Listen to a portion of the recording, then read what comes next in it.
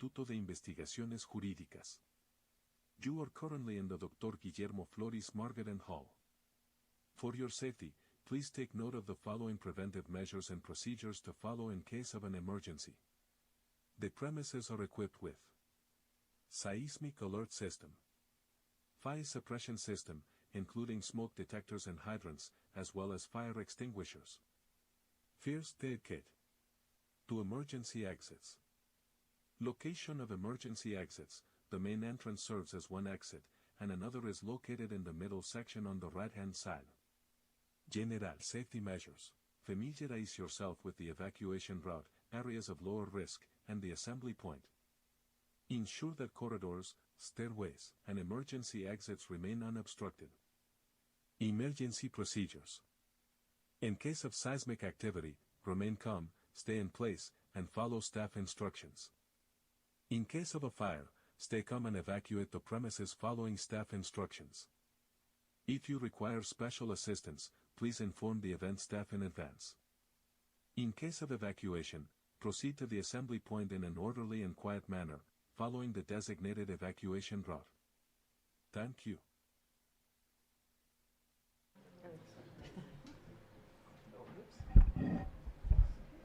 Okay, good morning to everyone.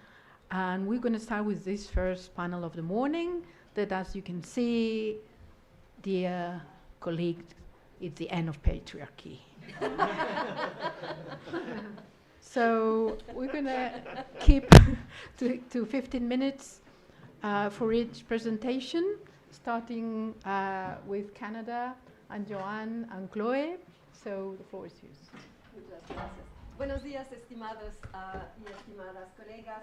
Quería empezar por dar gracias a los organizadores y al equipo logístico de este colegio que es tan rico del punto humano y científico.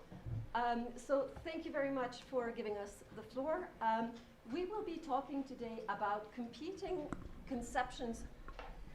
Gracias. Could you, I don't start again here. Competing conceptions of federalism that coexist in Canada. And the question we are raising is, does that have an impact on social policy, and in particular in this case, in housing policy in 2 different cities, major cities, the 2 largest cities in Canada. So basically what we'll cover, a very, very brief overview of certain dimensions of Canadian federalism. Most of you are familiar with the basics, and some of it was mentioned yesterday. Then I'll present this idea of the 2 competing conceptions of federalism between Quebec and Ontario in the way that it impacts on social policy.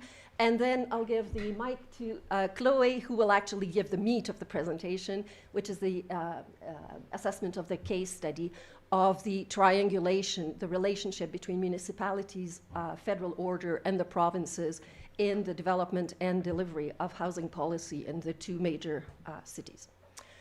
So basic overview of Canadian federalism. As you might know, the structure of Canadian federalism dates back to the 19th century, and it has hardly been touched since then, although there has been informal transformation.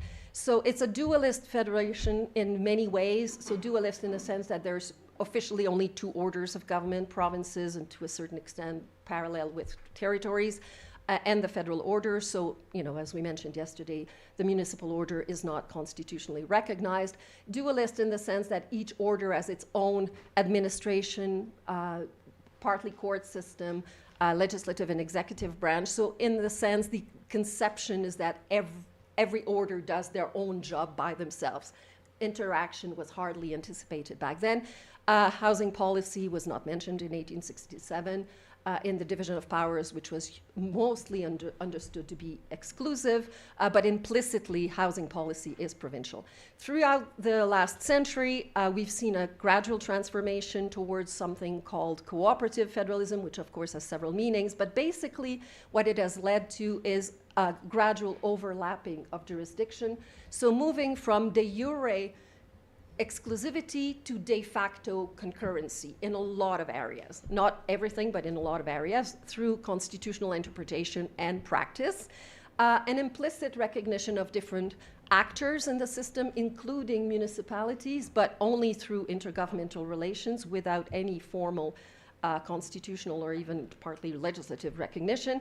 The system originally, I mean, there's contention about the origins of the Canadian system and the purposes, but basically, I think there is a recognition now that the Canadian system is both territorial and multinational, partly in, with regards to Quebec, where the majority of Francophones live, and partly with the partial recognition of Indigenous self-government. This gradual transformation, very ad hoc transformation, has led to quite a lot of asymmetrical arrangements, despite the fact that with minor exceptions, the federal system is officially very symmetrical. And this has an impact on housing policy. Division of powers, I won't go through the details, but I told you it's essentially provincial, although it's not explicitly written. Although the federal government does have certain official jurisdiction to sort of wedge itself into housing policy, but it's limited. It will mostly intervene through, and I'll come to this, its spending power. The municipal order have powers and responsibilities, but those are all delegated by the provinces. They are not constitutionally protected, but municipalities are major players.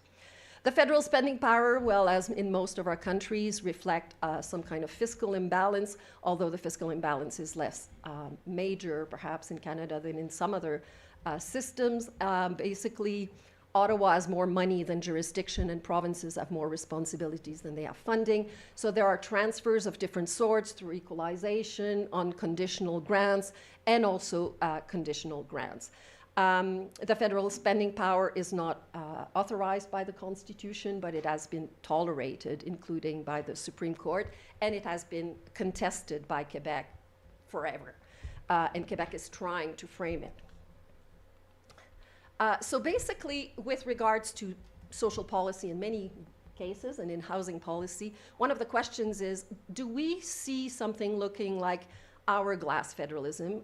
You might remember it was Tom Cruikshank who developed this idea that the federal order tries to work directly with the local governments, bypassing the provincial order. And the use of the spending power in areas of provincial jurisdiction, particularly when this jurisdiction has been delegated to municipalities, could give rise to this. And this is where we see those two competing conceptions of federalism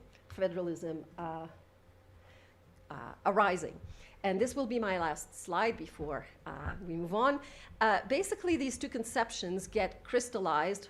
You know, this is obviously very reductive, but crystallized into provincial statutes that try to frame intergovernmental relations. In Quebec, there's a statute about all sorts of aspects of intergovernmental relations, but including intergovernmental agreements. And there is a provision that specifically prohibits municipalities and other public bodies from directly concluding agreements with Ottawa and from directly receiving money from Ottawa. So basically the conception, and this is why I link it to multinational federalism, is a question of this is our jurisdiction, we need this jurisdiction to protect our specificity, this is the original federal deal, if it's our jurisdiction, give us the money, we'll organize the way we do our policy in our own area of jurisdiction, including our relation with municipal, the municipal order. By contrast, in Ontario, the next door neighbor, which is the largest province in Canada, there's a statute that explicitly authorizes municipalities, empowers them to conclude agreements with Ottawa in the matter of housing, notably.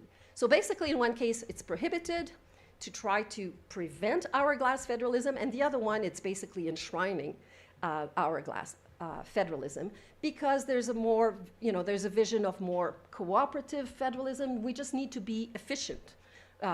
We don't necessarily need to protect our jurisdiction to the same extent, and therefore more of a territorial conception of federalism, and one that the Supreme Court would call modern. And our question, and I will lead to this, is what does this have to do with housing policy in terms of delivery and the efficiency of housing policy? Voilà. Yes.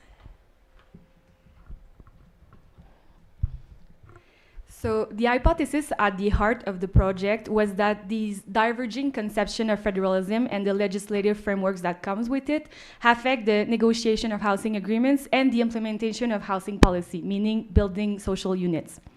So the underlying assumption was that more provincial control in Quebec would add a layer of complexity and control that would slow down the negotiation process and ultimately the building of housing units. However, as we will show you, the partial data that we have to this date, because we're still doing some interviews and researching more agreements, but what we have to this date disproves this hypothesis. So I will show you why. Just to give you a bit of context, Montreal and Toronto have a lot of similarities. Montreal has 4.3 million, whereas Toronto has a population of 7 million. Montreal is the metropolis of Quebec, while Toronto is the metropolis of Ontario and Canada.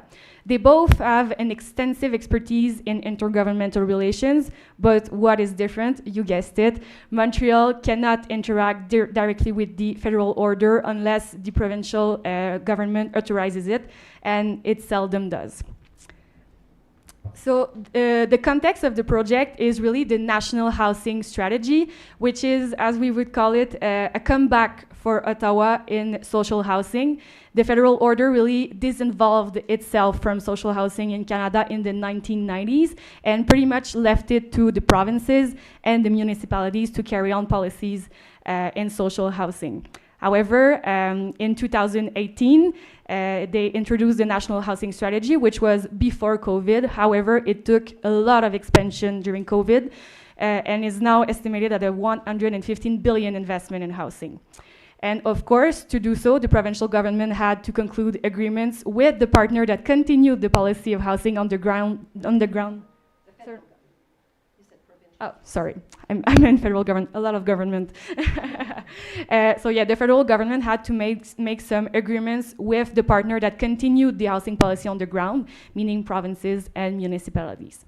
However, the province of Quebec refused to officially take part in the National Housing Strategy, which created a lot of asymmetrical arrangements with the federal government that I will present to you. So just to give you an idea, at the beginning, the National Housing Strategy was implemented through agreements directly with the provinces.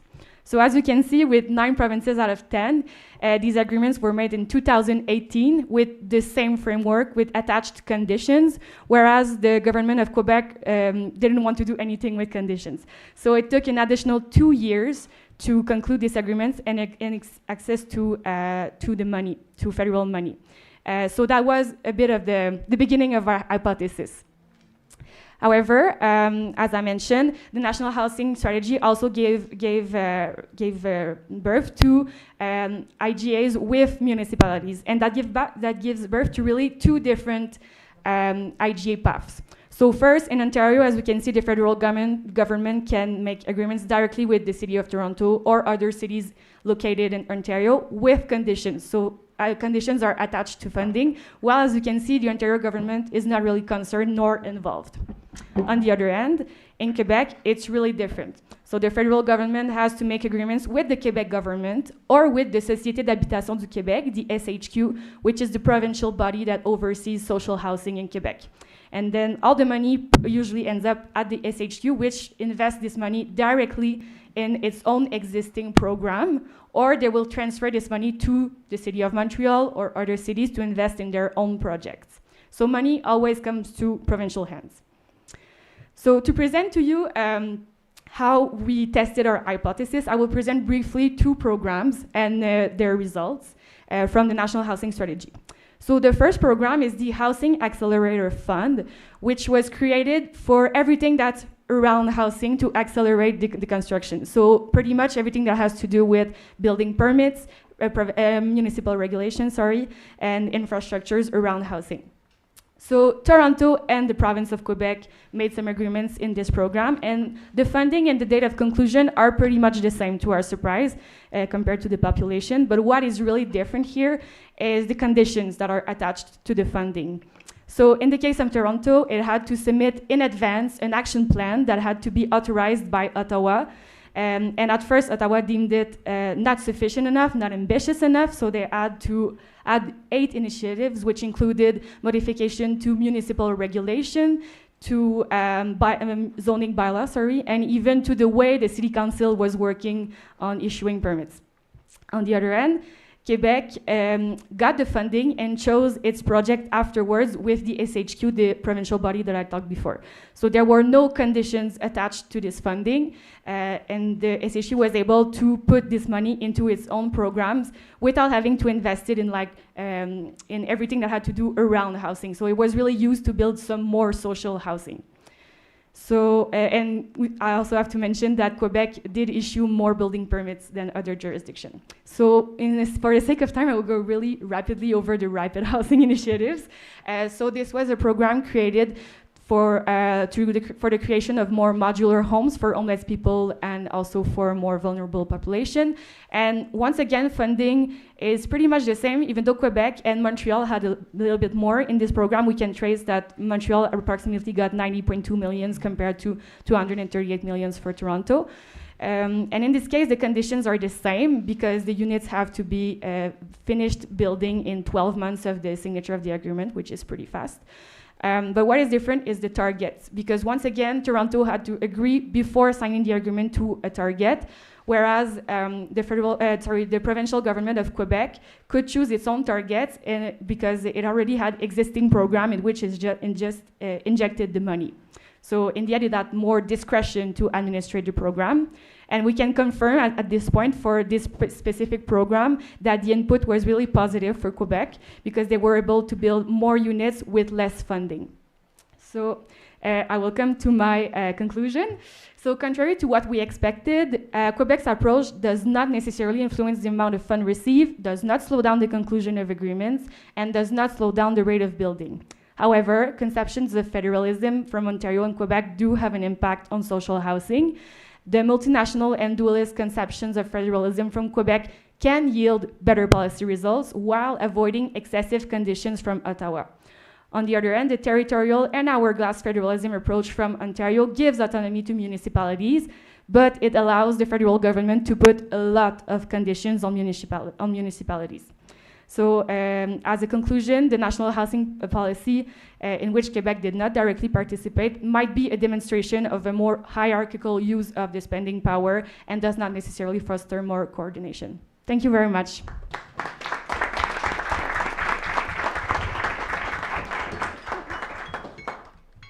Well, as you can hear, they kept strictly on the 15 minutes. Sorry. So now we're going to your presentation, I think? I think I'm the last one. Okay, so, yeah, Rekha. So, yeah. Oh, sorry. Right, so you have the 15 minutes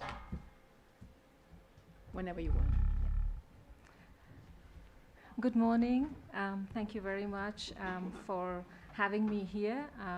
A very special thanks to Jose Maria, to Daniel, to Paco, Denise, and all the students and staff who are helping out to make this conference such a big success. It has been a great pleasure for me to be in Mexico, and I feel at home here. My presentation today looks at something that Dra. Monica Gonzalez Contra mentioned yesterday, is how can we make metropolitan governance more inclusive, resilient, and just. I have chosen the topic of cities as sites of inclusion and contestation with the example of Switzerland, and as Eva Maria mentioned yesterday, we do not really have metropolitan areas that can be compared to cities like Mexico. But we do have cities, and they have different challenges which cities all around the world have.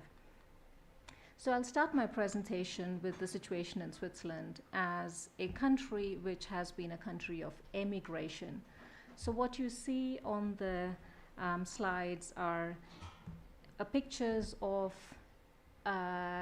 what would be today called the smuggling contract, of travel contract, for people to be moved from one place to the other.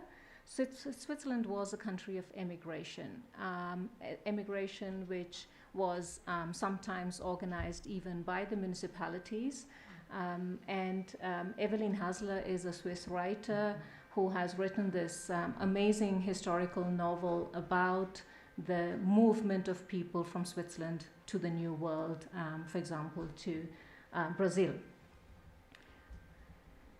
And why were these people moving? They were moving because it was a country of poverty. On the left side, you see an image of a New York Times letter from a reader who says that paupers from Switzerland are arriving again to New York. And can you imagine that? 350 people or 320 of the poorest people are being sent to the United States.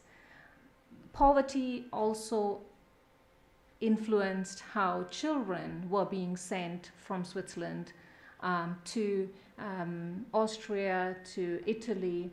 That's a picture of a child who worked as a chimney sweep, and this was a job which was done by children, and it was Swiss children who were being sent because the parents were too poor to feed them. Times have changed, and now we have moved from being a country of emigration to a country of immigration. It is a very well-known factor that around 25% of the Swiss population does not have a Swiss passport. Around 40% of the population has migration routes. And it has also become a rich country, a country of wealth. According to the Global Wealth Report, which was just published 2 days ago, Switzerland belongs to the top 2 countries of the world in terms of wealth. However, we are also a country of poverty.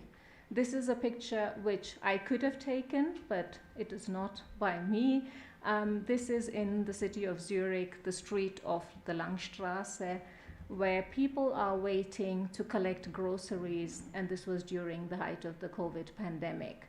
And I used to work at the end of the street on the other side, and it was shocking to see that in this very rich country, there were people standing to get a bag of groceries because they couldn't afford food.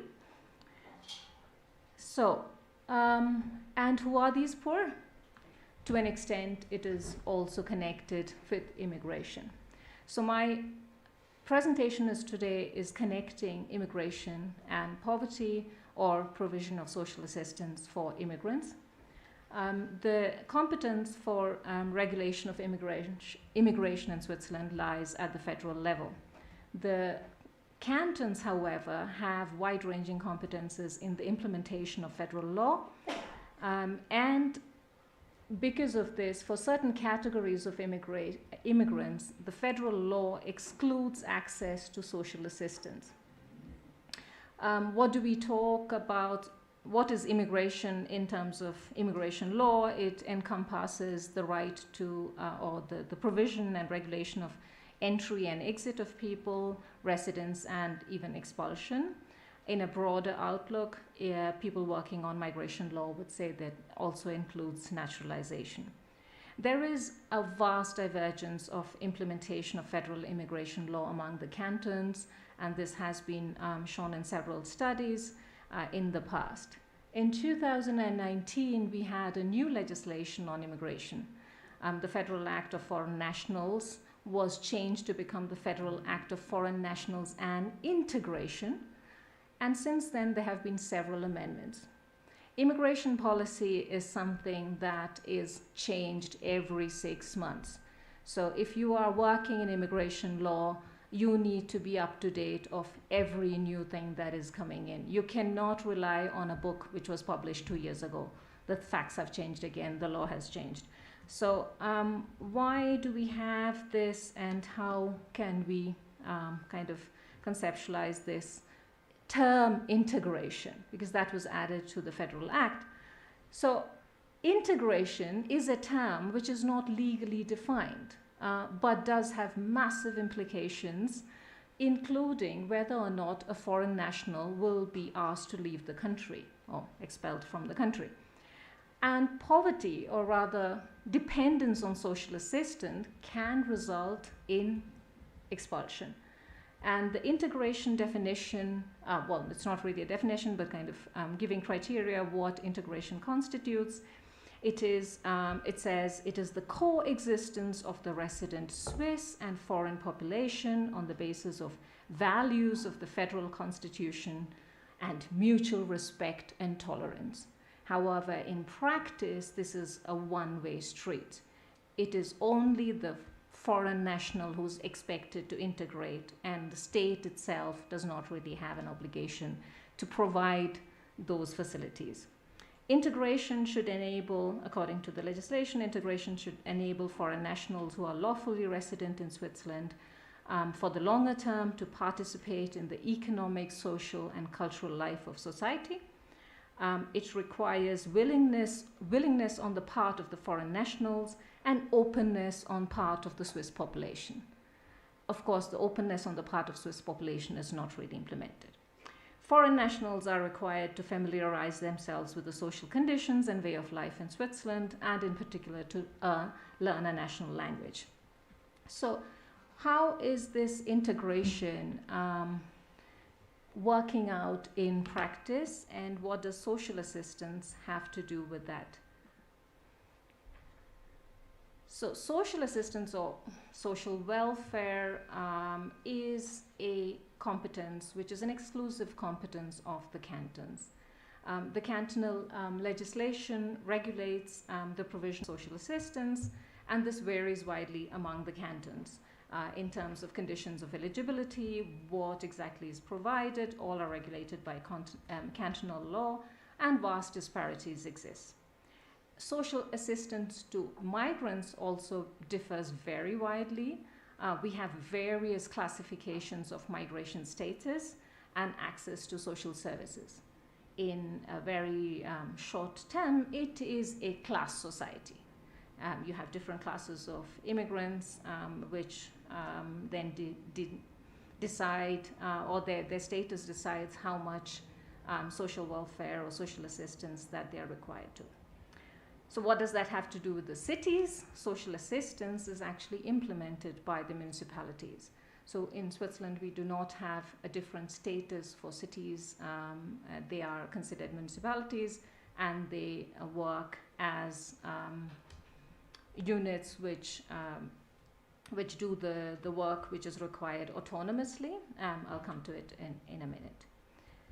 Then, so when did the situation of sorry, I'm trying to kind of do two computers at the same time, so it's taking a bit of time.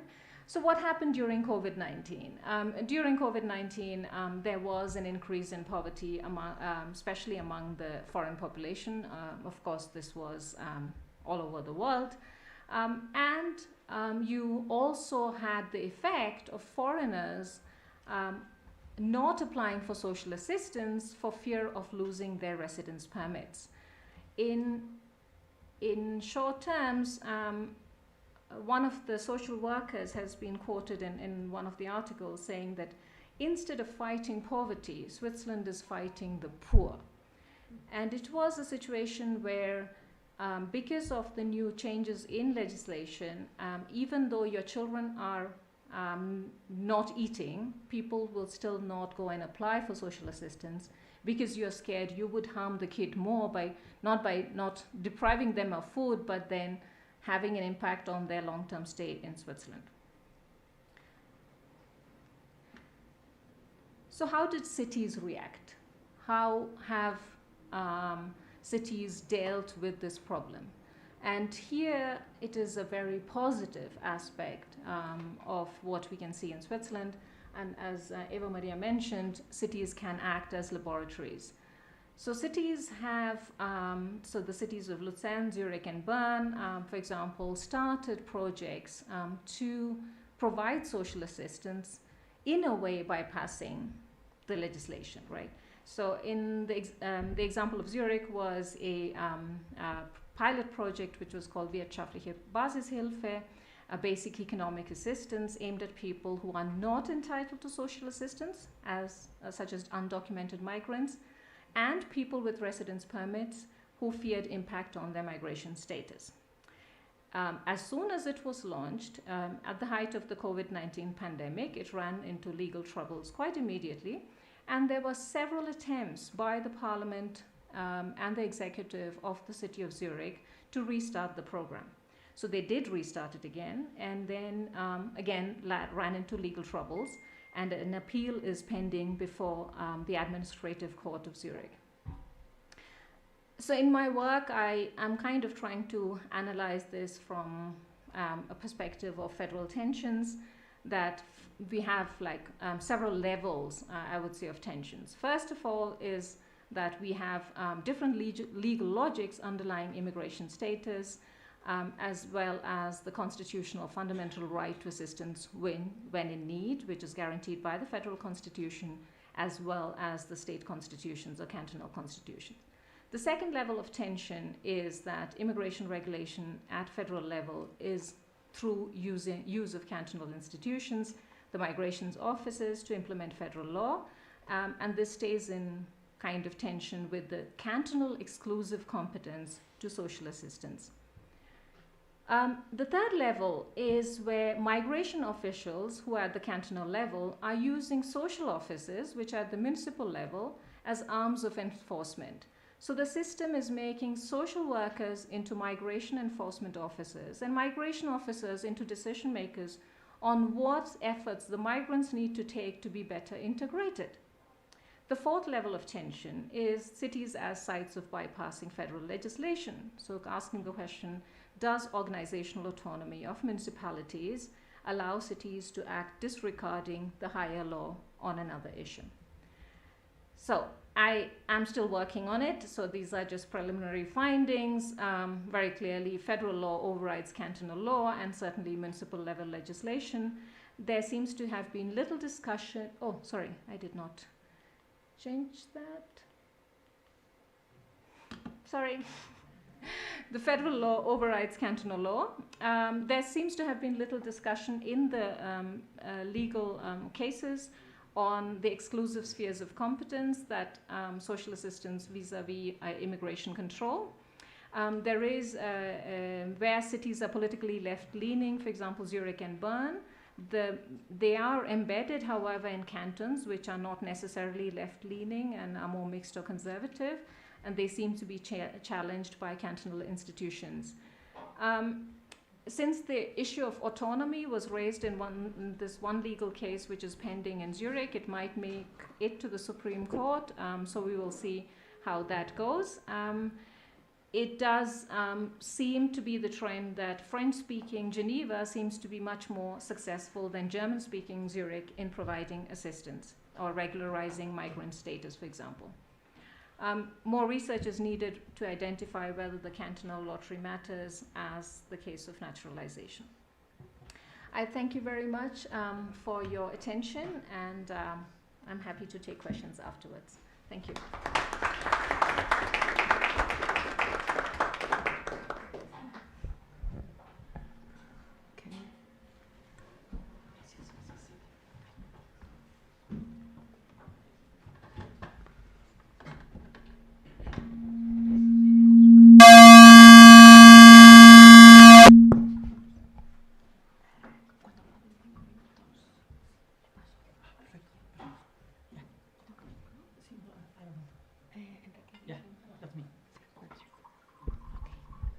So thank you, Reka. And now we're going to turn on Enrique Díaz Infante Chapa del Centro de Estudios Espinosa Iglesias.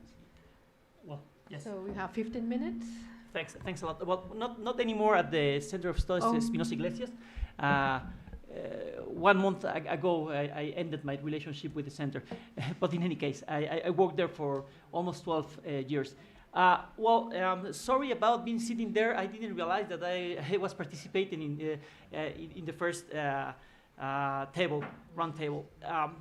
Okay, so the topic that I'm going to present is about social housing in the metropolitan areas and its implication for social mobility.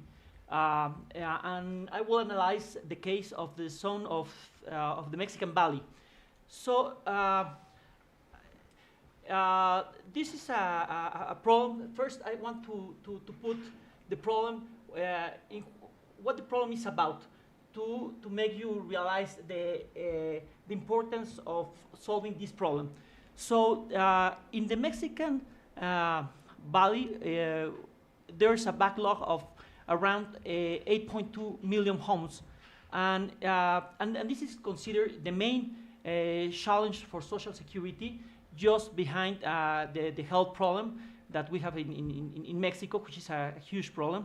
And the housing shortage and poor quality in the metropolitan area of the Mexican Valley accounts for around approximately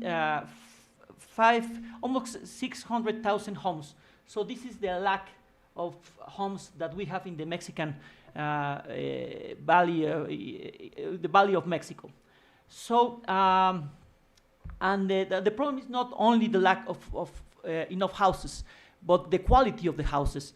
And the houses in general lack, most of them, for the poor people, lack drinking water, access to sanitation, electricity, or decent public transport.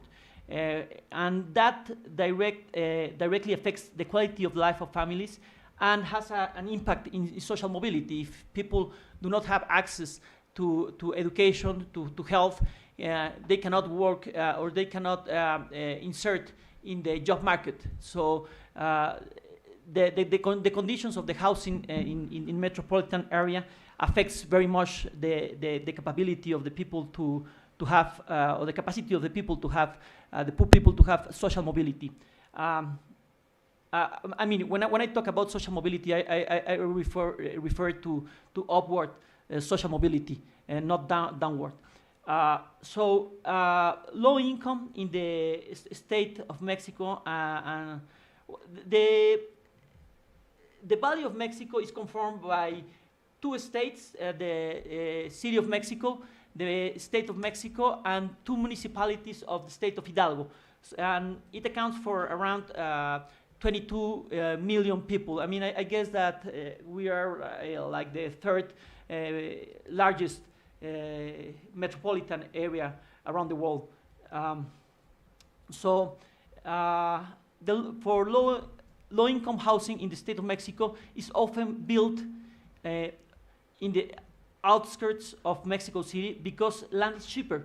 And this has caused that low-income families to live far from their sources of employment and services. And if you don't have easily access to employment and services, then you are not going to have social mobility.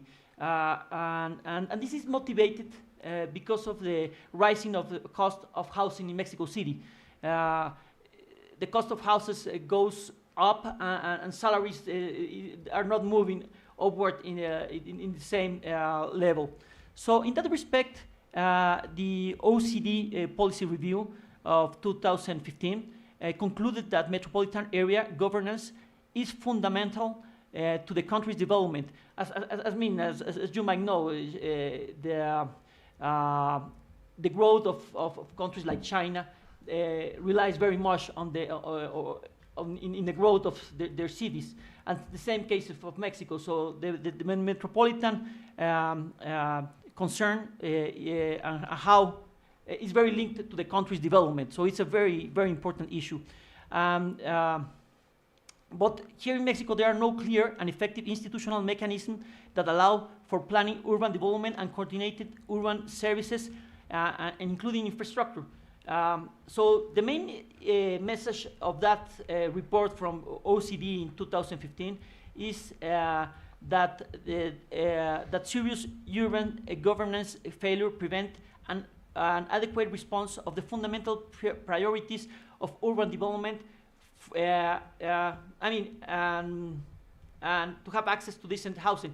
So in general, the main message that I want to provide or to bring to the table is that it's a whole mess, the urban development in the metropolitan area.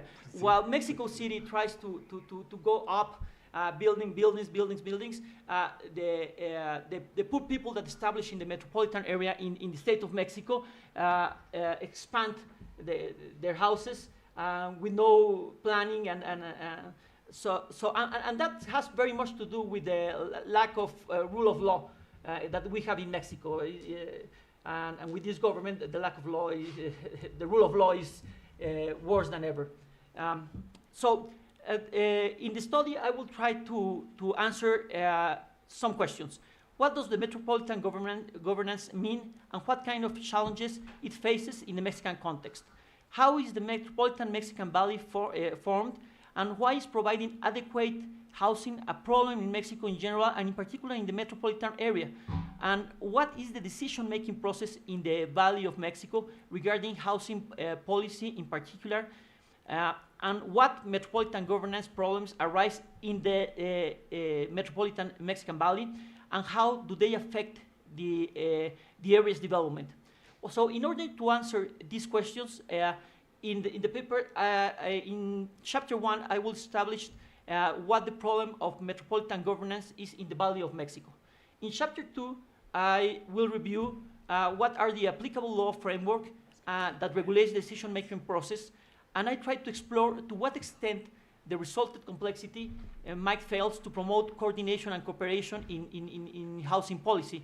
And I present the fragmented government structures of the metropolitan area of Mexico. And in general, the problem that you have with if you don't have the arrangements established in a law, and you establish that kind of arrangements in agreements, you have a law power incentives to comply with those agreements. So this is the way that we have established coordination and cooperation among the state of Mexico and the city of Mexico is through this kind of coordination agreements that are low power incentives, that provide low power incentives. So, and in chapter 3, how much time do I have? 7 minutes. 7 minutes, perfect. So the metropolitan area of the Valley of Mexico and the public decision-making process for housing development face a challenge of coordination and cooperation among various government actors at all 3 levels.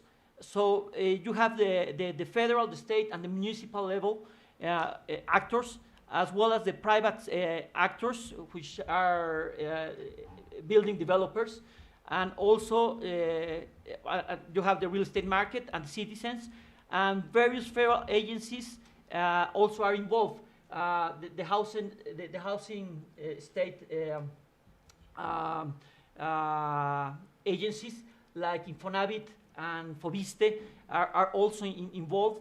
So if you don't have a plan and you don't have a kind of authority, then what you have is what we have now, a whole mess of development. The decision-making process is further complicated because we have different views between the Mexico City and the state of Mexico regarding how to develop housing.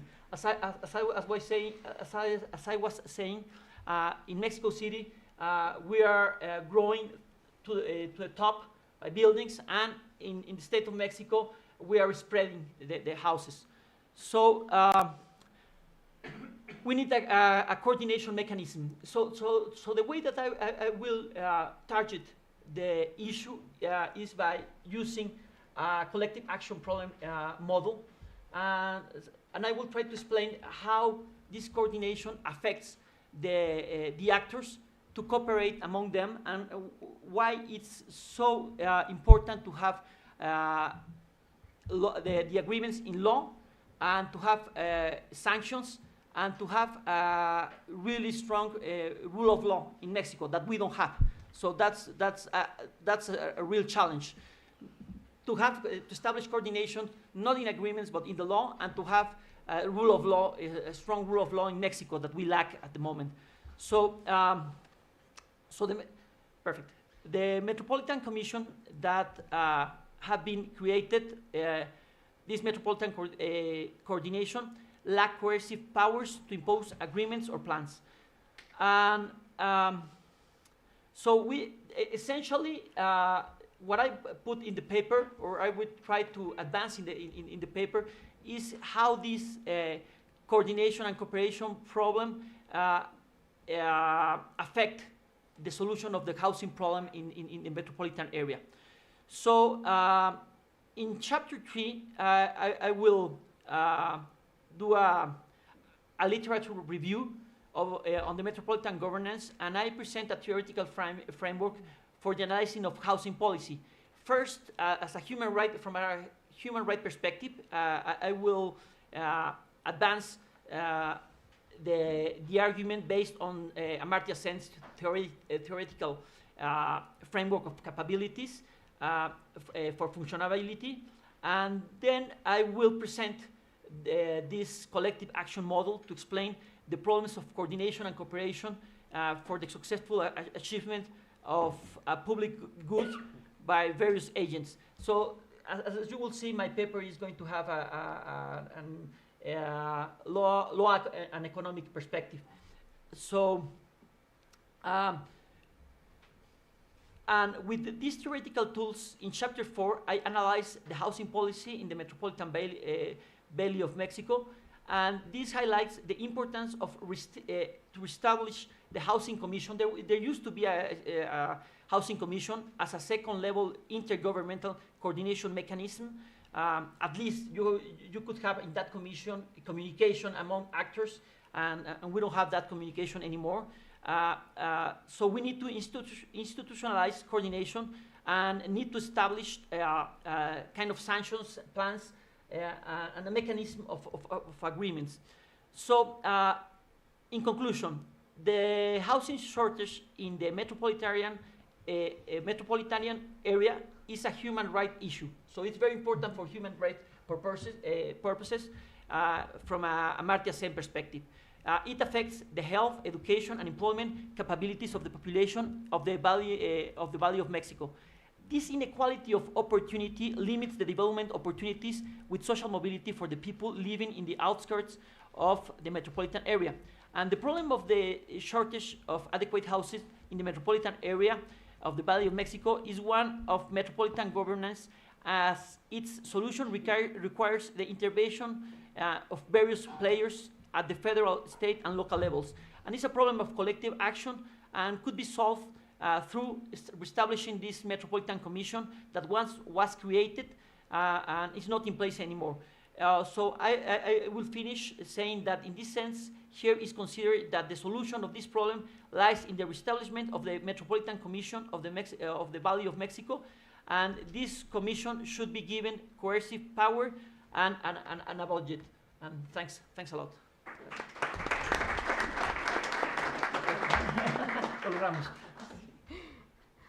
Okay, thank you. So, is your turn?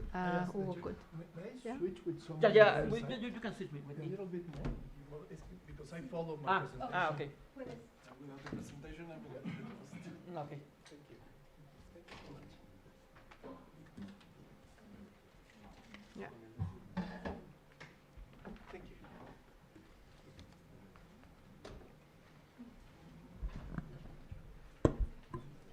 Okay. Thank you very much. It's my pleasure to be here with you all. I hope you have been having a very nice and pleasure stay in Mexico City. Let me start my presentation. I'm gonna try to explain a little bit more something that Enrique just mentioned, the whole mess he was talking about. What has been the evolution and the intricacies, the different issues related with Mexico City governance and the different policy areas that are involved. First of all, I think we need some data. As Enrique, in a very fast way, mentioned, Mexico City metropolitan area, normally called the Valley of Mexico metropolitan area, is composed by 59 municipal entities of the state of Mexico. The state of Mexico is the state surrounding Mexico City. It's a different entity at the federal level. We have 21 municipalities in certain policy areas, or at least 2 of another state called Hidalgo. And then we have 16 equivalent of municipal governments, because they are called different, in Mexico City. So we have a total of 77 municipalities involved in this area, with 3 local governments: Mexico City, the state of Mexico, and the state of Hidalgo. With this data that I'm providing to you, you can see that why Mexico, the value of Mexico metropolitan area is the biggest of the 74 metropolitan areas in the country. Okay. I will try to make some assumptions, some of them a little bit provocative, but I think that the case example of Mexico helps to do this sort of, at least, reflections or analysis. First of all, Mexico city political evolution is an example of empowerment within the structures and boundaries of a federal state. But something here is missing. It is not enough to explain and to articulate the metropolitan area. Mexico City evolution, just for you to have some information, has had 3 main stages, at least during the contemporary history of Mexico City.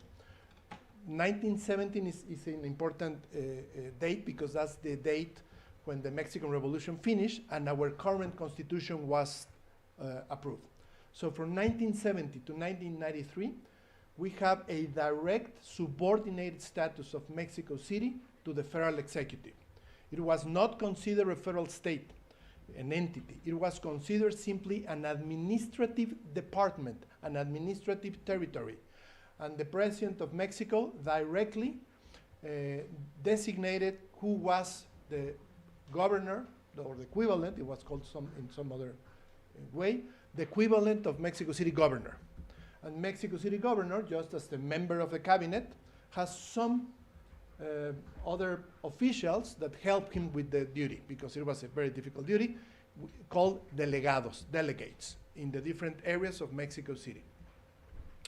The important thing here to remember for this first stage is that during those years, without a constitution, without the recognition of an entity, there were not even rights for Mexico City population. It was a total exclusion of rights, and even the political, most obvious rights of political representation, at least at the local and municipal level. Of course, that people can vote for the president or for the Congress, but not at the Mexico City level. From 1993 to 1997, there was an opening of this situation. I have called it a liberalization process, in which there was a recognition of some limited rights and some limited representation. There was an organ created called the Asamblea de Representantes, that it was like a minor assembly or Congress for Mexico City, but with very limited powers. Basically, it has to do with neighborhood issues around the city. And then from 1907, there was an important reform which gave Mexico democratization, political organs, and this was all the way up to 1915 or 1917. I'm going to explain these 2 dates, to this date, because there was a full democratization of the city and the recognition of Mexico City as one more state in Mexico City. In 2015, excuse me, there was a reform at the Constitution, Article 122, in which everything was changed. It was said that Mexico City became an entity of the federal state, and there was a mandate that in 2017, Mexico City has to approve its constitution, and that happened in 2017. Okay. But city empowerment and the history of Mexico City is not the whole story. Now I'm getting into the mess. The metropolitan phenomenon, at least with the Mexico City case, challenges the governance of the federal state, but also of local states, the organization, powers, and reach of a city. What I'm trying to say here is, if we only study Mexico City as a city, as a unit of a city, we're not understanding the metropolitan problem. In fact, strengthening of cities in many ways, at least in Mexico City history, countrywide, can easily promote the deepening of the metropolitan problem. Because if you have this compound of so many municipal actors, of so many cities, strengthening one city within or in front of the others is not solving the problem. In many cases, it deepens the problem. Let me try to explain you a little bit more. You have these numbers. This is a worldwide, the metropolitan phenomenon. By 1975, approximately, there was 650 million, 41% of world population. By 2015, 2,000 millions of, I'm sorry, the translation wasn't made there, almost 50%. And for 2030, it is expected or estimated that there will be approximately 55 of the world population in metropolitan areas in Mexico. By 1970, out of 48.3 millions, 21.5 millions were in 174 cities. We don't have for that date the metropolitan numbers. But in cities, there was already a 44.6% of the population.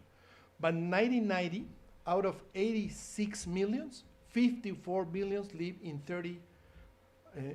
304 cities, the 63% of the population.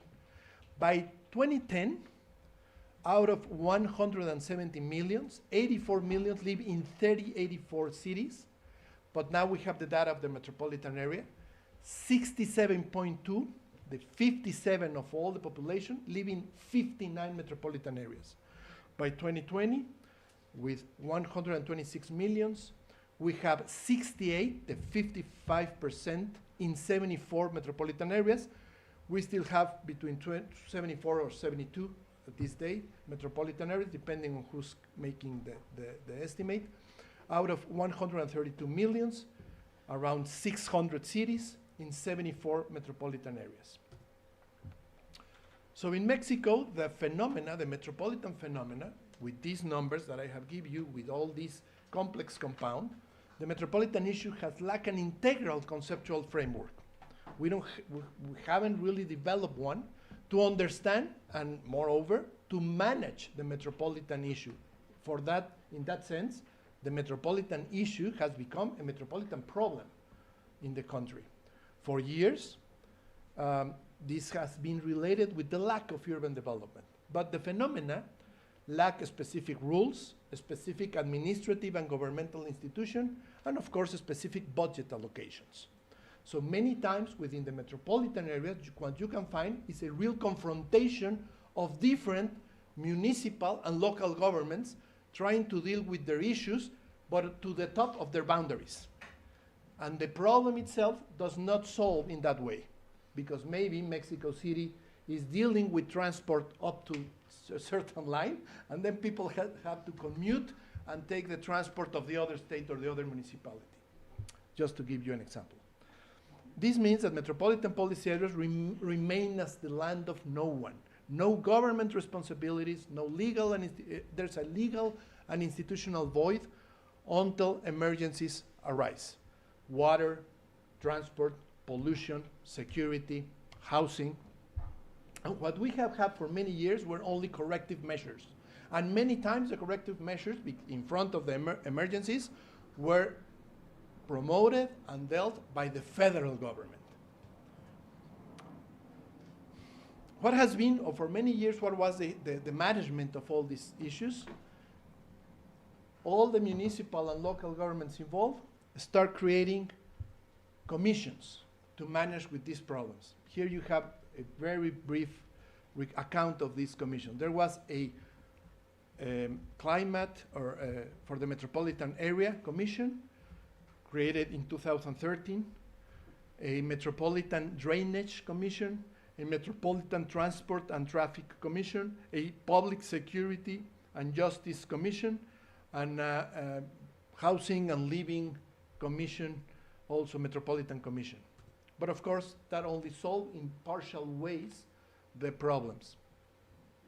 The more important transformation, in a way Enrique mentioned it, was made when the reform of the Constitution in 2015 create in Mexico City, in the Valley of Mexico metropolitan area, the Council of Metropolitan Development. It was created, and this is mentioned in the Constitution, for the coordination in planning and implementation of actions in urban development, climate protection, ecological restoration, transport, traffic, water, drainage, waste, and public security. So now after many, many years, Mexico create a coordinated instance, but without specifying the level of authority within the other authorities. So even though it is created, it is mentioned specifically in the Constitution, it is not clear how the coordination can be enforced or implemented. In 2017, Mexico City Constitution, following the mandate, created this Metropolitan Coordination. Also, it recognizes for the first time in all Mexican constitutions the right for the city with all the different manifestations that it has, planning for the metropolitan area, territorial ordering, and the metropolitan and regional coordination.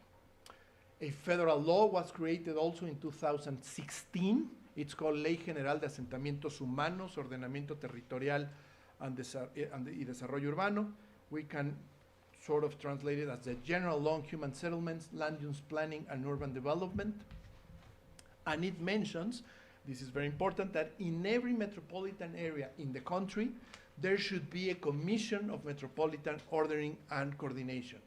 But again, I repeat, the coordination has not really been specified, and it still confronts with the authority that specific organs at the municipal level, the local level, and of course the federal level, have to deal with things. So even though that we created with a lot of imagination by our legislators this new instance of government, still, as Enrique mentioned, it has not been very effective. It has not been repeated in the 74 metropolitan areas. Only more or less 10 of these areas have the coordination entity, but in all cases, these coordination entities lack enough power. I would like to end this presentation just asking, what is the future for this type of phenomenon?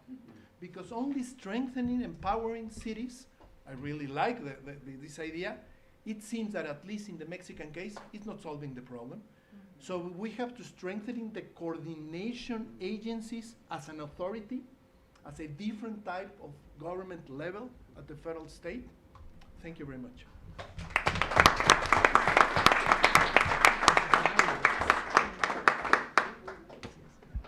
Okay, thank you. Thank you to all of you, because you have respected strictly the 15 minutes, so made my job very easy. So, well, I mean, we are a bit ahead because there was one presentation that was in the panel, so we're not going to have it.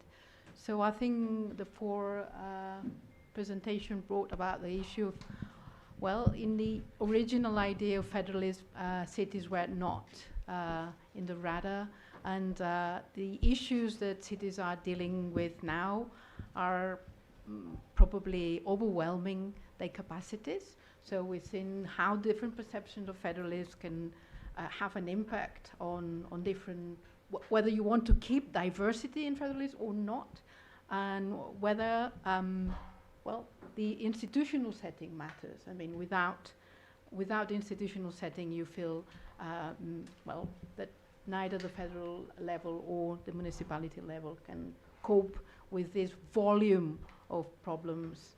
The intensity of the problems of housing, immigration, is bringing into our political systems. So open the turn for your discussion. We have, yeah. Hang on, I need glasses. So we do, okay, Jonathan? Thank you very much. So my questions regard to the paper on Canada and then the Swiss. Regarding Canada, how do the other provinces react to the fact that Quebec gets way, not only in this but also in other? And then second question, that with regard to the Swiss, you said the French Swiss speaking cantons are more successful than the German cantons. What explains that? Thank you. Okay, we do the round, maybe?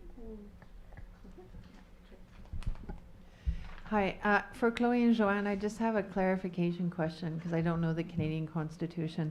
So is there nothing in the Canadian Constitution that prohibits the federal government from funding directly municipalities? So as you guys, just to clarify, so you guys are saying if the province allows, if the provincial legislation allows the federal government to fund directly, then it's constitutionally feasible? I can answer fully after, but.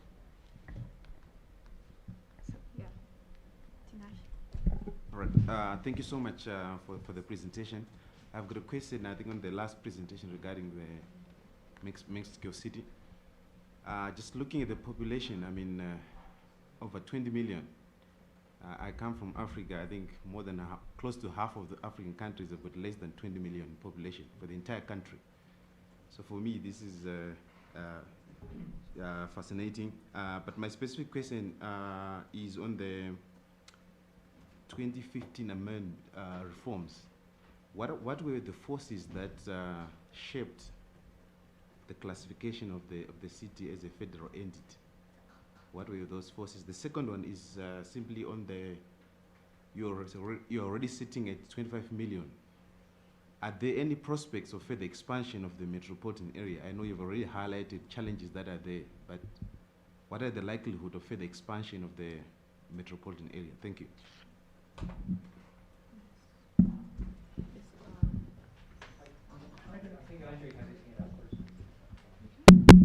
Yeah, thank you. Just Well, hang on. I mean, I don't know how many people are raising hands, so sorry, lose control. You, and then Carl, and then Anthony. Sorry. thank you. For the on the Canadian presentation, wonderful real-world experiment between the difference between block grants and categorical grants, and really demonstrating the value of block grants. And I wonder, to what extent are there other opportunities, because of the uniqueness of Quebec in the Canadian system, to demonstrate other values of block grants that might go that way? But I'd like to hear some comments on that. On the Swiss presentation, were any foreign residents actually deported because they applied for social assistance? Was that a real fear, or was that a made-up kind of fear among a vulnerable population? And then on the Mexican coordinating agencies, what's the composition? Who sits on that body? Is it to provide more of consultation and coordination, or is it a real executive agency? My question is also on Canada. So you demonstrated very effectively, I think, the different conceptions, how they have an impact on housing policy. So no strings attached to the money for Quebec, and conditions in the case of Toronto. Then I was a bit surprised by your last by a statement on your last slide, because you said that Quebec's multinational and dualist conception avoids, obviously, excessive conditions. But you also said that it can yield better policy results. And do you imply that it does yield better policy results? That was not so clear to me, because, of course, Quebec is categorically against conditions, because we don't want to do it on our own. So that's, of course, an identity thing. But maybe the conditions that come from the federal government, actually, maybe they are good conditions, and actually they yield better policy results. So I don't know whether you imply that this is the case, but if so, it would be interesting also to know how you measure that, the better policy results. Thank you. Very similar question.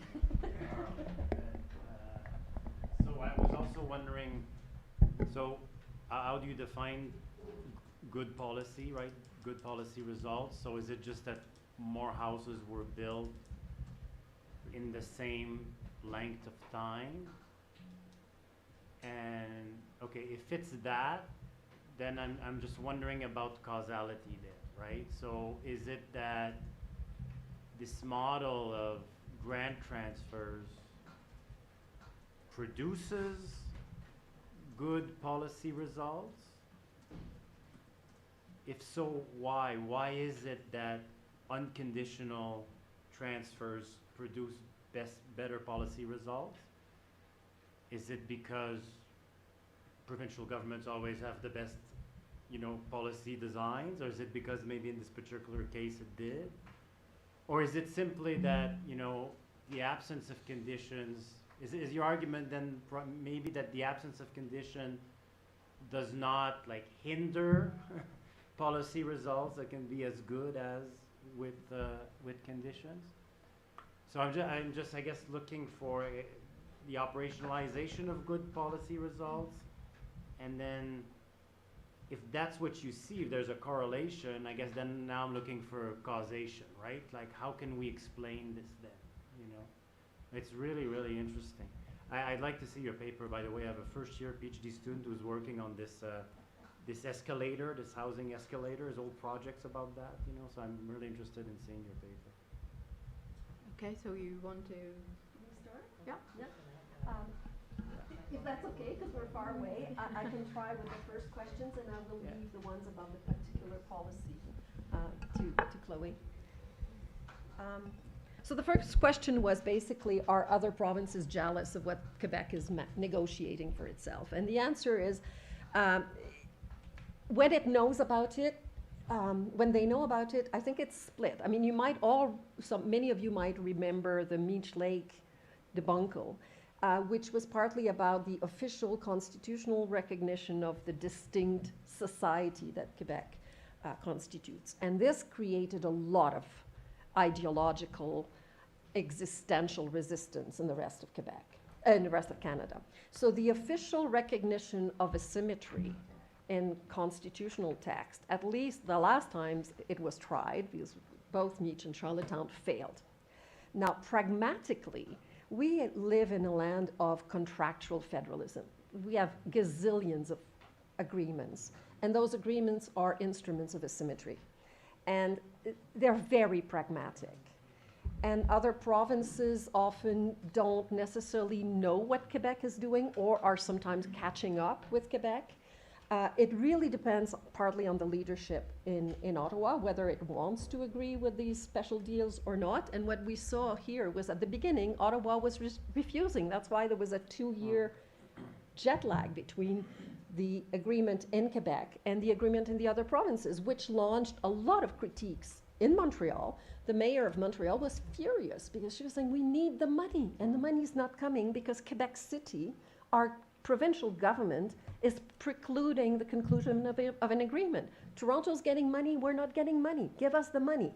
The structure is bad. And basically, you're looking at this and you think, well, we'll talk about the policy results, but the answer was it took a long time, but eventually Ottawa yielded, and so on. So to answer your question, there's constitutional resistance and then pragmatic acceptance.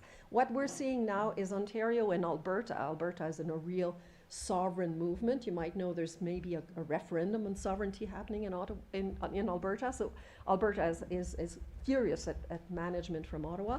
And they're looking at adopting a similar clause to the one there is in Quebec. And again, it's seen as being very negative. But, you know, in its tiny explanation, we're showing, well, there might be some value to this because, of course, the province has greater negotiating power with Ottawa than individual municipalities. That's one argument, anyway. There was another, the question was the Constitution. The Constitution is completely silent on spending.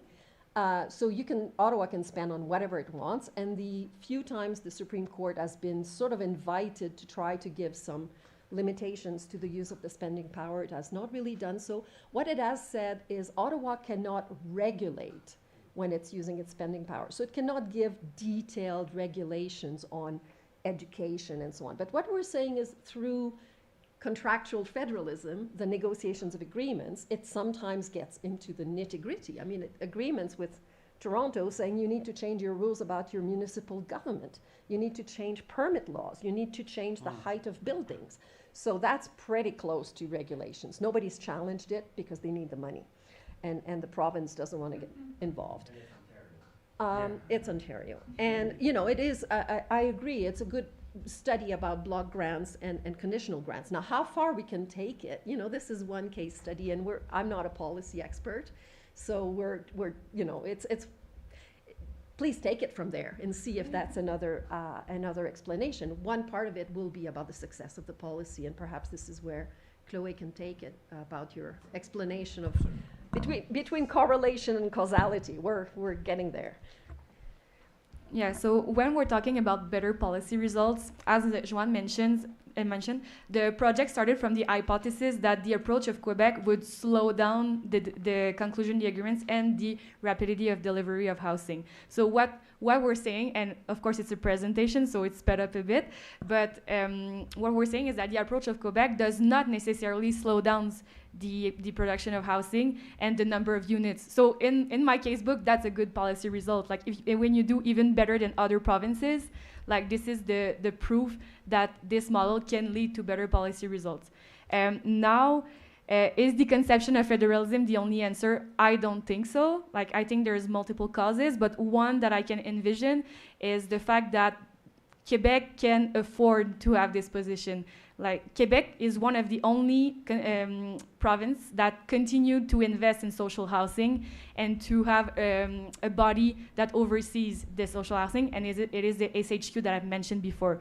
The SHQ is 50 years old. So during that time, it had the time and the expertise to administer these types of programs. So of course now Quebec has the legitimacy to say to the federal government, give me the money, I know how to use it, and you don't because you're new on the playing field, but I've been there for 50 years, I know what my partners need, I know what people on the ground need, and in my book that can yield to better policy results, and this is what the preliminary data is showing. Of course, I'm not done, I still have a year to do so, but like the programs that I've looked at are pretty conclusive on that front. So that would be my answer. I hope it answers your question. So Ottawa's imposing conditions, but it has no expertise. Mm-hmm. So it's just slowing down the process. I would like to add something. I really like your question over there about how to define a good policy results. And I will define that based on people. I mean, look at the individuals. Are they having social mobility because of certain policy? Are they better off? So instead of looking at the institutional perspective or structural perspective, look at people. Are they in a better position because of certain policy? So I will evaluate federalism and transfer of money and that sort of things based on persons. How are they better off or not? So that's the thing that I was thinking now that when you put the question, how do you define good policy? I will define that based on the people.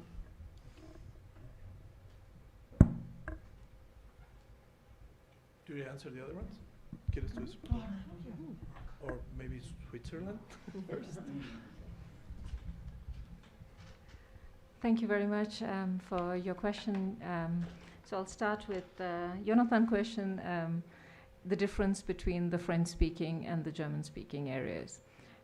So in Switzerland, we have something called the Röstigraben, which is the space where you eat the rösti or you don't, and it's a potato dish. Yeah. And that really runs along that's the cleavage along the linguistic borders. And this is reflected in a lot of political activities in terms of referenda, acceptance of legislation, etc. So the Röstigraben is kind of positive in the French part. They really are much more progressive in many issues. For example, they're in the canton of Vaud and in Neuchâtel, they provide immigrants without a Swiss passport the right to vote, which other cantons don't do. So I think there's a general case for French-speaking cantons to be more progressive, so that probably partially explains the difference. The other one is Geneva is kind of a city-state. The outlying area is not so big, so it's actually the city of Geneva which kind of really overpowers the small municipalities, and it's an extended urban area. So I think that's why probably they also have kind of a politically like-minded solution. Zurich, on the other hand, is the city of Zurich is left-leaning politically, but surrounded by the canton, which is not necessarily that, it's mixed. That certainly has an explanation. Basel-Stadt, which is again the urban area and the canton, the borders are the same. They also have better social policies, but that is in the German-speaking part. It's kind of an exception. I hope I have been able to answer that. Joseph, thank you very much for your question. That's a very important question because it is, is it a real or imagined fear? It is a real fear. So the time, the slide I showed you with the people standing, wanting to get groceries in a plastic bag, that was the time I was working at the office of an immigration lawyer. And since the 2019 legislation, which has stringent regulations on people who have had access to social assistance, the cantons have been very strict in reviewing the migrant status. So you have, of course, many different status, but I'm just kind of trying to simplify it. There is a residence permit, which has to be renewed yearly, and there is something called a permanent residence. It's like the green card in the US. You don't have political rights, but it's kind of, it can't be easily revoked. Now, the 2019 amendment to the Federal Act makes earlier it was not, you were not kind of, the revocation of that status, of that green card status, was a very high hurdle. And that was changed completely. So what the migration officers then started to do, and these are cases that I have dealt with personally, they revoked the status from the permanent residence permit to the annually renewable residence permits. So you had to go every year, show whether you have had social assistance or not, etc. And from that status, being kicked out is just another step away. So that was the majority of cases I saw, was this demotion or kind of changing of the status already to a lower level. So then it makes it easier as the next steps to basically kick the person out. And there were cases where people then, their permits were revoked. So you have to leave the country. So it's not an imagined fear, and that has been the cause why then people would rather kind of not have access to food, but not go and show themselves at the social office, because then you're already in the system. Let's turn to the other side of the board.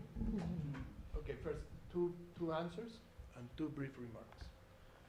First of all, what was the forces that shaped the transformation in Mexico? It was like social pressures that began to accumulate through many years, especially led by the left parties. Mexico City since 1988 was governed by the left, and the left started demanding to the federal government the openness and democratization of the city. So that was the main force pushing for this transformation. Until in 2015, when the new president arrived, Enrique Peña Nieto, he needed to make a lot of constitutional reforms, some of those reforms in the economic area, in telecommunications and energy, especially to open the oil market, and the way in which he had the support from other parties was making an agreement with all the parties in different areas. And the left support his reforms by obtaining the support for the democratization of the city. So it was like a transaction. Okay, that was like the first question. No? The second question was how was this agency integrated? If it's an executive organ or if it has some more like participation of social participation. Basically, it's an executive coordination. It has an executive commission that it's headed in a rotative way by the governors of the 3 states. of the governor of Mexico City, the governor of the state of Mexico, and the governor of Hidalgo. And they change and shift who is taking charge of the commission every year. And that's why maybe it's not so effective as Enrique was pointing out. No? Is there a limit for the expansion of the city? No, it's more think of incentives, different incentives, but there are no real limits. It's part of the mess. And just two remarks. The first one, the Professor Grau mentioned after I finished that the institutional framework is necessary to deal with policy issues. Well, normally in the ideal or in the developed world, it is the institutional framework. But in the case of this huge phenomena, there is not one institutional framework, and that's the problem. We have competing institutional frameworks, or even worse, we have a lot of informality. Enrique only mentioned very briefly that in many cases, many zones or areas of Mexico City have developed just by informality. People come in empty lands and they establish and they start creating a new part of the city. And then there's a lot of pressure or social problems in which the governments, federal or local, have to start managing and putting all sort of services in areas that have no services at all.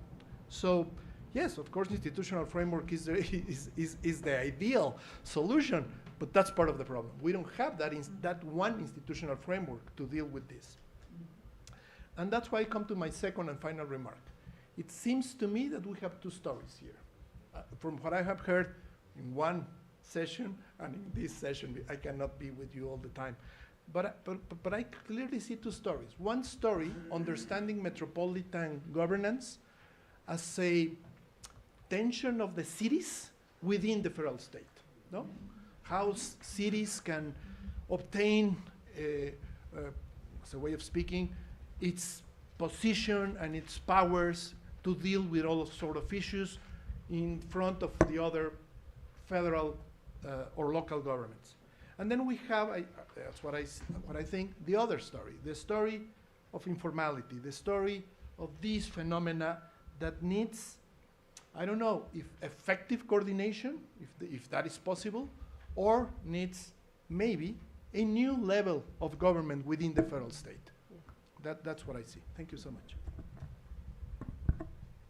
Well, I think we managed to get to the end of the session on time and with participation of everybody, so thank you to all of you.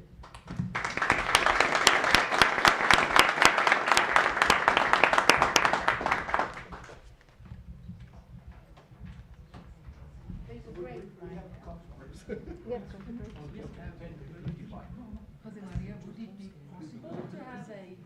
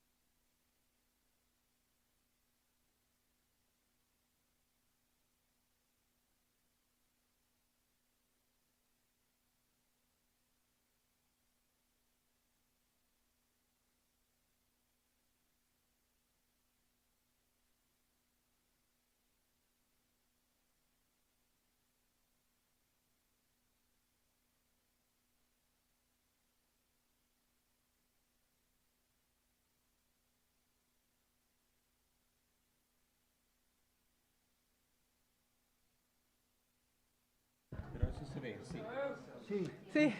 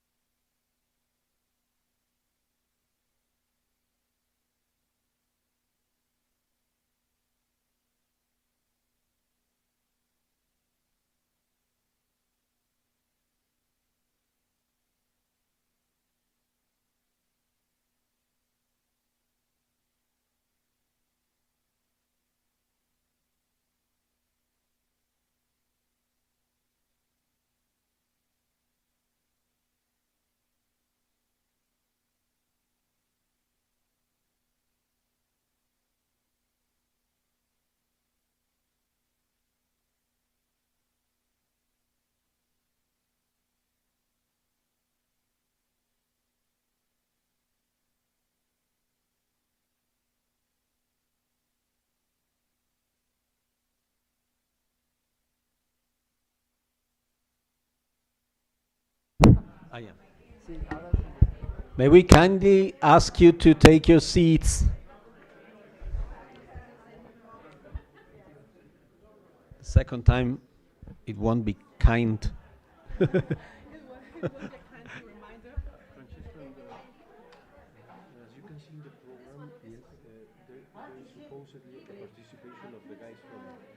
Please, por favor, sí. I hope that at some point they make contact with us. I'm trying to make that contact, but not possible. But they have the link, so they know that they are going to participate. Yes, I had them on the program. Let's see. Okay.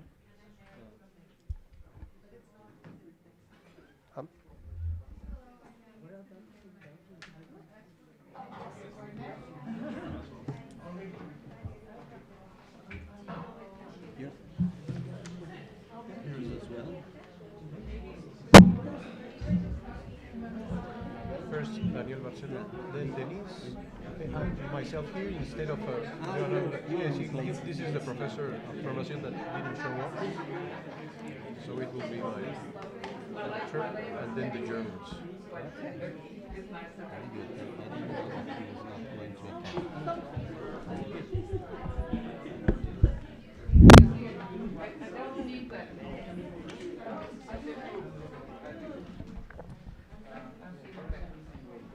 Okay. As the previous sessions were so disciplined, we have to keep up with this good example. Welcome to this new section of our conference. We will continue to look at different policies. This time we have 4 further policy areas and also case studies. And 2 are dealing with cases related to Mexico, 1 on Brazil and 1 on Germany. And hopefully the German colleagues will establish the internet contact with us at some point. Without further ado, we'll start with Daniel Barceló, who will be speaking about sustainable development Goal 6, and especially in a specific metropolitan area, and we are very eager to listen to you. Please, Daniel. Thank you very much. Good morning to all. Well, as we speak, United Nations sponsored negotiations are underway to adopt a global treaty on plastic pollution. Simultaneously, the world is nearing agreement on a convergent international instrument to protect the seas from plastic pollution. As you know, international law and international public policies expects federal states to transpose their international commitments into domestic law according to their own constitutional arrangements. International law and international public policies further assumes that each federal state will establish administrative, parliamentary, and judicial safeguards so that multi-level obligations are effectively implemented by the federal, state, and municipal administrations responsible for enforcement. The protection of global public goods, such as oceans free of plastic pollution, depends on these safeguards. However, these expectations is not fully realized in Mexico, especially in coastal metropolitan areas of the Southeast.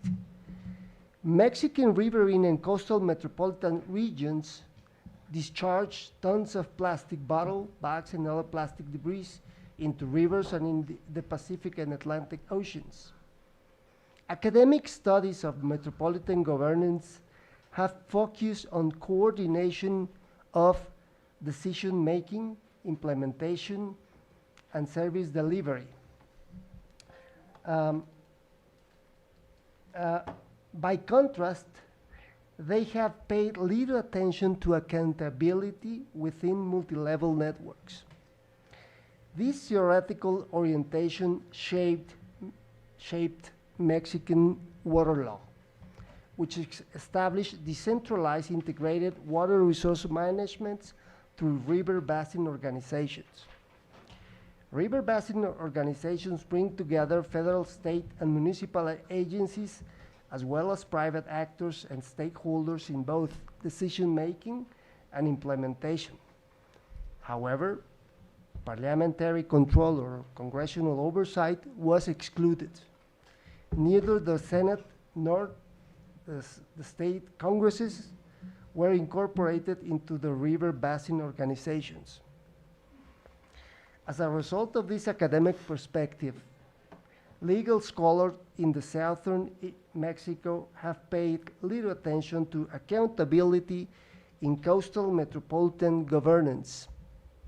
The southeast is where the state oil company Pemex extracts large volumes of oil, and where the interoceanic corridor, I don't know if you, pardon? I can do it for you. Oh, thank you. The interoceanic corridor for commercial cargo is currently being built, a project that may compete with the Panama Canal and will give rise to 2 large coastal metropolitan zones. Yet, constitutional engineering has not kept pace with physical infrastructure development.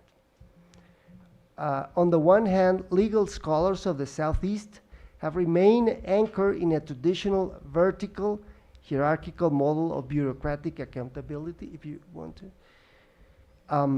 Also, these scholars largely rely on principal agent theory conception of democratic accountability. Both perspectives are necessary but clearly insufficient to analyze and propose remedies for coastal metropolitan governance in southeastern Mexico. Moreover, former President Andrés Manuel López Obrador led constitutional reforms that weakened or eliminated existing parliamentary controls over federal and state bureaucracies and modified the institutional design of independent public agencies.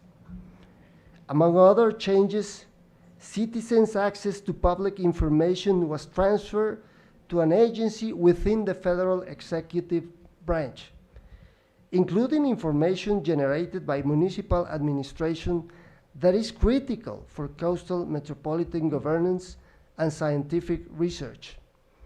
Consequently, the quality of public administration at state and municipal levels has suffered. Democratic accountability has been weakened. Reliable quantitative and qualitative information no longer flows consistently to decision makers, citizens, and stakeholders. As a result of this illiberal engineering, there will be little political responsibility for poor bureaucratic performance. This deficit undermines provisions of global public goods, such as oceans free of plastic pollution by Mexican municipalities, if we turn to the. In Mexico, the effectiveness of international treaties and international public policies to prevent marine plastic pollution will necessarily depend on the implementation capacity and accountability of municipal administration in coastal metropolitan zones. Under the federal constitution, municipalities are responsible for waste disposal, urban water supply, and sanitation of wastewater in urban areas. Mexico officially recognized 10 coastal metropolitan zones. I would add to that the island of Cozumel near Cancun. Although Cozumel's resident population is under 300,000 people, and it is not officially classified as a metropolitan area, it receives approximately 11,000 tourists per day from large cruise ships, equivalent to more than 4 million visitors per day. Mexico also has quasi-coastal metropolitan areas. One is Villahermosa, my hometown, and the subject of my case study informing the conclusions I presented you today. The Villahermosa metropolitan area has over 1 million inhabitants and comprises the central municipality of Villahermosa and the outer municipality of Nacajuca. The Grijalva River crosses the metropolitan area. The Grijalva River is a transboundary river that originates in the mountains of Guatemala, flows into Mexico, and empties into the Atlantic Ocean. It is the country's second largest river and joins the Usumacinta, Mexico's largest river, before reaching the sea. Provision of water or fresh water to Villahermosa in relation to sustainable development goal is not the main problem. The critical deficiency is wastewater sanitation for domestic and economic activities. Villahermosa only operates with 2 wastewater treatment plants, and it doesn't have the capacity to treat all the wastewater. I am embarrassed to note that streams and small rivers in the Grijalva Basin are used for direct wastewater discharge by municipal administration itself in the Villahermosa metropolitan area. Because of shortcomings in the design of the Mexican municipal government, there is no obligation at the municipal level for real-time accountability or procedures that ensure political responsibility for poor wastewater sanitation performance. Moreover, poor performance regarding plastic pollution is not a political problem for members of the 2 municipal councils of the Villahermosa metropolitan zones, because untreated water is carried downstream. The river current washes the local political problem of pollution away from the metropolitan zone and into the ocean. My first conclusion is that the multi-level accountability problem in Mexico's riverine and coastal metropolitan areas requires constitutional scholars, us, to engage with specialized studies on accountability, particularly the phenomenon called the problem of many hands must be dealt with. A remedy has to be imagined, as Mark Ballens of Utrecht University notes, in processes that require coordinated participation of multiple public and private actors. Responsibility is often diffuse and no one actor accepts blames for bad results. Remedies for failures in public service delivery network metropolitan coastal governance must take this fact into account. We must imagine multi-level actors, mechanisms, processes, and standards to deter plastic pollution in riverine and coastal metropolitan areas. My second conclusion is that to secure global public goods in both democratic and authoritarian regimes, apples and apples, as Nico was saying yesterday, we should advance the concept of responsible sovereignty developed by international law scholars. Poor performance regarding marine plastic pollution should not be justified by the rhetoric of sovereignty. Mexico affects not only Mexicans, but also has direct transboundary consequences, especially in coastal metropolitan areas. There is a window for hope.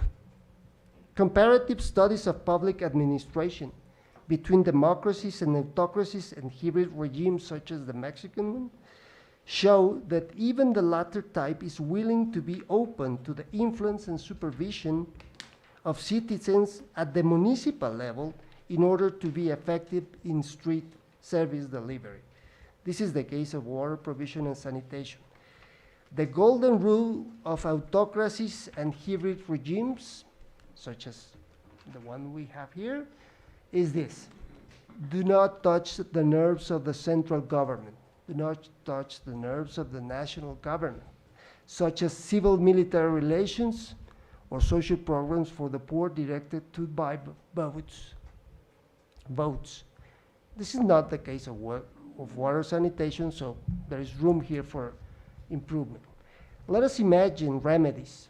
For now, the primary external guarantees available are: 1, those provided by the American Convention on Human Rights, through the Inter-American Commission and Court of Human Rights. Second, the conditions imposed by the United States and Canada in our trilateral trade agreement. We hope that they will impose harder measures or conditions on environmental standards here.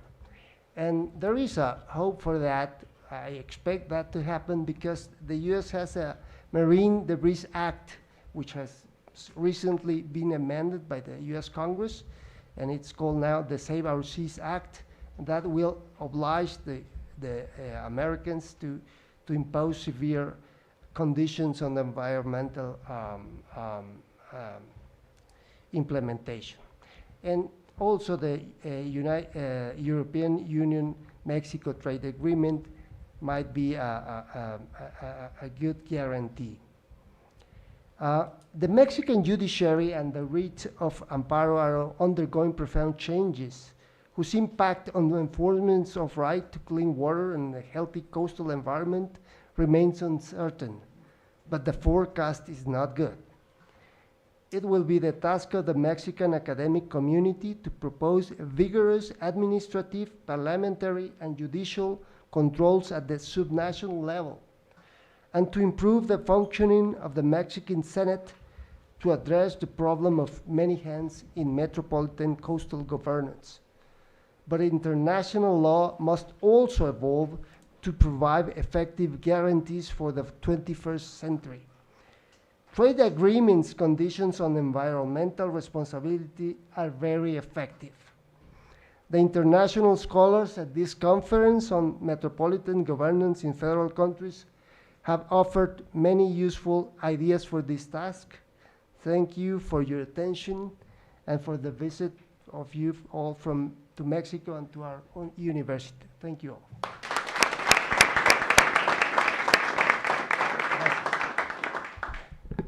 Thank you so much, Daniel, for this very interesting case.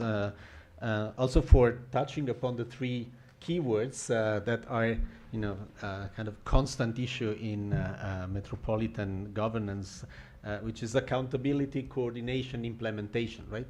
If you solve this triadic nexus, which is all but easy, then things might improve. And thanks also for outlining some solutions.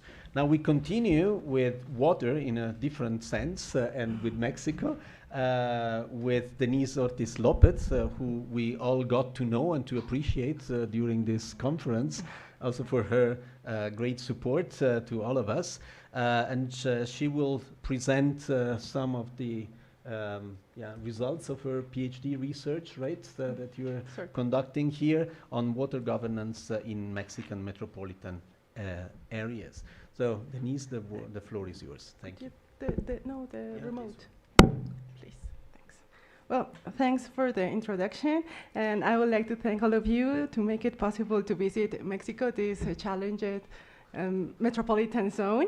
And and as you can see, my contents. Well, let's go to the first one, water governance and evolving framework. Water governance is not a new concept. Since 1977 in the United Nations Water Conference in Mar del Plata, the need for integrated approaches of water management was addressed. So in Dublin in 1992, the cross-sectoral approaches to water allocation and governance was pointed out, as well as the economic dimension of water governance and management. In Rio, the concept integrated water resources management was introduced, but this concept brought uneven results. It's proved to require extra frameworks that consider the short, the medium, and the long term in a consistent and sustainable way. Therefore, water governance should be considered as a mean to an end, not an end in itself, because the end should be the integrated water resources management. At the beginning of 2000, there was greater recognition of the social value of water and also the equitable access. And more recently, in 2010, this waters and sanitation became officially recognized as human rights. And as all we know, many sustainable development goals are related to social and economic development, large part of them based on sustainable and reliable water supply of adequate quality and quantity. About definition, well, we have lots of them. I think the most important is the one of the Global Water Partnership that refers water governance as a range of political, social, economic, and administrative systems that are in place to develop and manage water resources and the delivery of water services at different levels of society. This remark as the multi-dimension of water governance represented in the image. You can see 4 interconnected dimensions: the social, economic, political, and environmental. These dimensions should be included in the decision-making process at different scales. But there are also some principles about water governance adopted in 2015 by the OECD based on the 3 dimensions of governance, which are effectiveness, efficiency, and trust and engagement. Actually, there's a growing call for moving beyond water-centric approaches in water management and instead taking greater account of the root of the problems, the decisions, and the actors involved. Here, the multi-level water governance is so relevant. Well, let's talk about the relevance. Why is it important? Well, water management, both the surface and the groundwater, is a global and local concern. It involves lots of public, private, and non-profit stakeholders in the decision-making, policy, and project cycles. The multi-components and relations involved in water management can generate a complex system of interrelationships and interactions with important externalities. That's why there is an international call for improved water governance, policy integration, and emphasizes the importance of acting with and outside the water box. Now, let's go to the complexity and the problems. Well, the problem. The water demand has increased because rapid economic development puts pressure on water ecosystems and on other natural resources. This leads to problems such as water stress or economic water scarcity, which means that even if the water is available, there is no infrastructure to access it. And water is also the first resource impacted by climate change, which affects many of the nature's contributions to people related to water. Climate change impacts can generate problems such as too little water or too much water. And we can see both of them, there is such a problem. Here in the table, you can see environment, industry, agriculture, housing, and infrastructure are potentially affected by increasing or reduced water quality and quantity.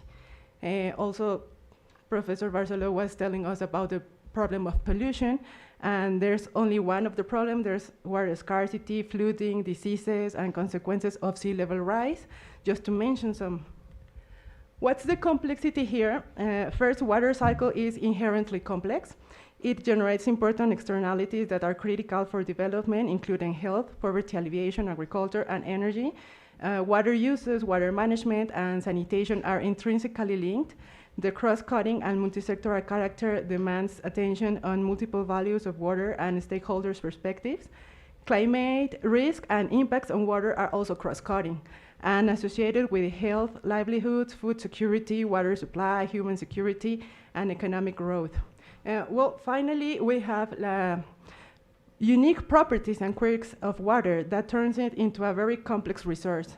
For example, water is a natural occurring resource and moves freely across property and national and local boundaries, so it is considered a fugitive resource. Water is an essential resource for ecosystems and for human life. Only 2% of the water available in the world is fresh water, so the water is finite, is scarce, and is a valuable resource. Water can be considered a common pool resource, or known as commons, because the access to water cannot be denied to anyone. When it is used for productive areas, water becomes an economic good, and water sometimes can be public good, sometimes a private good, and as water scarcity increases, water can also become a rival good, means that the consumption by one person prevents another person from consuming it. Now let's go to the Mexican case. As we already see, 55.5% of the Mexican national population live in metropolitan areas. Well, I took the data from a public study called Mexican Metropolises in 2020 that established that they are 92 metropolis in Mexico. We have heard previously and yesterday that we have 74, but the only change in this new study is that they reconfigure the areas because because there were some municipalities that were not near a metropolitan zone, but they have also the characteristics of a metropolitan zone. So now we have 48 metropolitan areas, 22 municipal metropolises, and 22 conurbation zones. The difference between the metropolitan areas and the conurbation zones is the amount of population. Metropolitan areas has 200,000 or more people, and conurbation zones has around 50,000 to 100,000. Meanwhile, the distinctive feature of municipal metropolises is that they are not part of a metropolitan area, as I told you, but they have a population of 300,000 or more people. And the most important challenges faced by the Mexican metropolis that also were mentioned in the previous table is a pattern of disorderly growth, especially in the peripheries, differences and shortcomings in the provision of services, lack of financial resources to meet social demands, a heterogeneous population that leads to different needs, stakeholders, incomes, industrial activities, and cultural characteristics, environmental degradation and climate risk, lack of information, and lack of intermunicipal and interstate coordination. About the regulation, well, there's concurrency between the federation, the states, and the municipalities about the identification, delimitation, and planning of the metropolitan and conurbation areas. States must legislate of matters of human settlements, urban development, as well as planning, management, coordination, and development of conurbations and metropolitan areas within their territory. And municipalities are empowered to promote and encourage the creation of Metropolitan Planning Institute. We have in Guadalajara, maybe Professor Carlos know more about it, the Metropolitan Area Development Planning and Management Institute, which made important water studies in this metropolitan area. Now, related to water in metropolitan areas, this is very interesting. Since 2004, the integrated water resources management approach was included in the Mexican regulations, seeking to change the centralized management from previous decades. This approach was established to decentralize making decision process, social participation, and river basin-based management. It allows coordination at the local level through representation, created the river basin organizations or councils, and also river basin agencies. Professor Barceló also told us something about that. However, this local participation is diluted by the top-bottom structure that remains, and frequently river basin councils are not enough to represent the variety of interest in the of the stakeholders. Well, here we can see 13 hydrological administrative regions that, due to administrative reasons, the National Water Commission established them in the national territory. However, there are regions that house 2 or more river basins. Now, we can see in this map all the river basins we have, and they are regions that have 2 or more river basins, and there are river basins that cover more than one region. Also, we have a geographical disparity between water availability and population distribution and economic activities. While the north, the center, and the northwest of the country occupy 78% of the territory, they have 77% of the population and generates 80% of the GDP. They only have 30% of the renewable water. On the other side, at the south, they have 22% of the territory, 23% of the population, and it generates 17% of the GDP, 70%. But they have 67% of the renewable water. This disparity can also be seen in this other map, where we can observe that hydrological administrative regions that are at the northwest are classified with high water stress.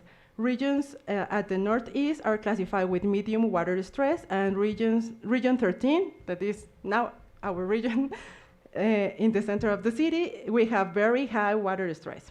Meanwhile, regions at the south and southwest are classified with low water stress or no water stress. Unfortunately, metropolises have not been considered explicitly in water management regulation, and no official national data has been generated based in the metropolitan area's water availability. But we can see in this table that the 92 Mexican metropolises are distributed in the 13 regions. As you can see, there can be more than one metropolis in each region. There are some regions that house 3 to 6 metropolis, and then we have regions with 10 to 19 metropolis. For example, the region 8, called Lerma Santiago Pacifico, it hosts 19 metropolis. We have another map. Here we can see the significant concentration of urban sprawl in central Mexico. There are the black spots. Specifically in region 13, Aguas del Valle de Mexico, is the region of the Mexico City, followed by the regions 4 and the river, and the region 8. They are like the most populated. Well, some final reflections is that it is difficult to analyze water management in Mexican metropolitan areas, since metropolitan boundaries are not shared by the hydrological administrative regions, and regions' boundaries do not match with municipalities either.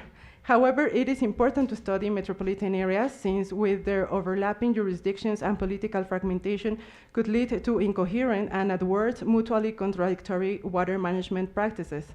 The fact that the water does not respect the urban administrative borders is a problem that integrated metropolitan water governance must respond to.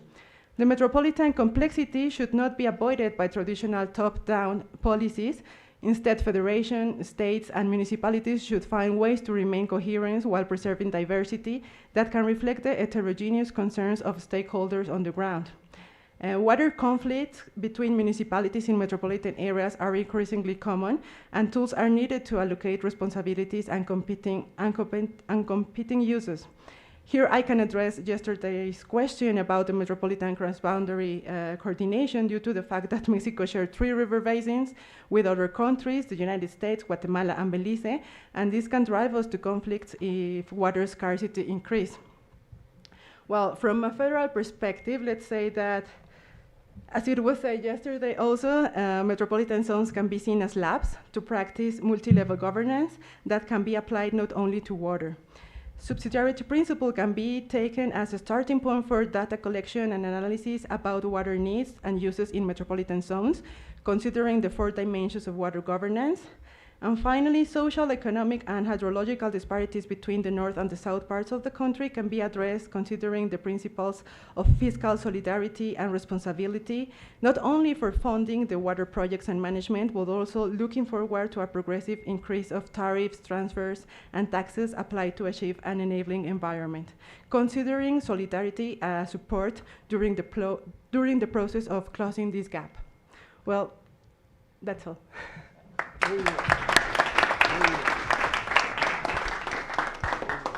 Thank you very much also for the perfect timing and for touching upon such an interesting case that will certainly raise some questions. I clearly have a few, but also the issue of trying to combine the principles of effectiveness, efficiency, and trust, cross-cutting the administrative borders, and it raises very important federal questions that we can perhaps deal with during the debate. Now, it's a pleasure to welcome online our colleagues from the Institute of Public Finance and Public Management in Leipzig. I'm not sure whether all 4 of them are present or who is going to present. Maybe they can. Yes? That's us. Okay, so in any case, they will be presenting a joint paper by Thomas Lenk, Fabio Botta, Mario Hesse, and Catarina Sofie Zurla. Not sure whether they're all here. The video, it says there. Video is there. Ah, ¿le pueden dar permiso para prender el micrófono? We can, yes. Ah, yes. So Fabio is definitely. Hello, everyone. Yes, hi, we hear you. Can you turn on the video for us as well?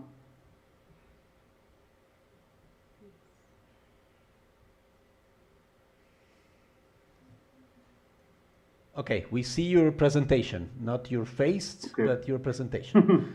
Very good. So, okay, but we are there. Thank you, Fabio. Go ahead. You have 15 minutes for your presentation. Yeah, warm greetings from Germany, hopefully to sunny Mexico.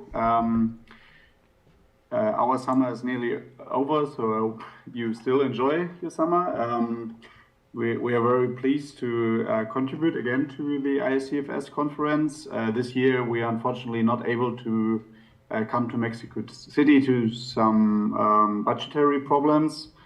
However, we still wanted to participate, and so today we're gonna talk a bit about local investment demands. Now I can start my video, I think. Maybe you see me now. In Saxony and in Germany more generally. Next slide, please. So today's agenda is a small introduction, some conceptual foundations of the role of municipalities in Germany, some empirical insights from a series of municipal surveys in Saxony, and some policy implications and recommendations.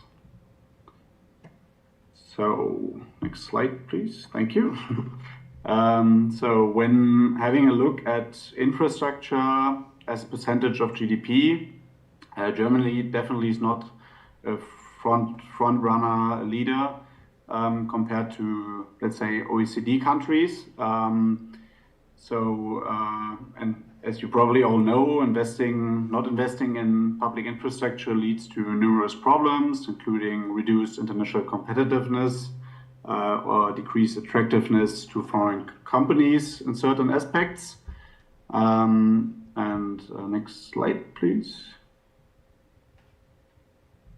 And that's why we, since some time, we like every 2 years we have a closer look at municipal investment demands.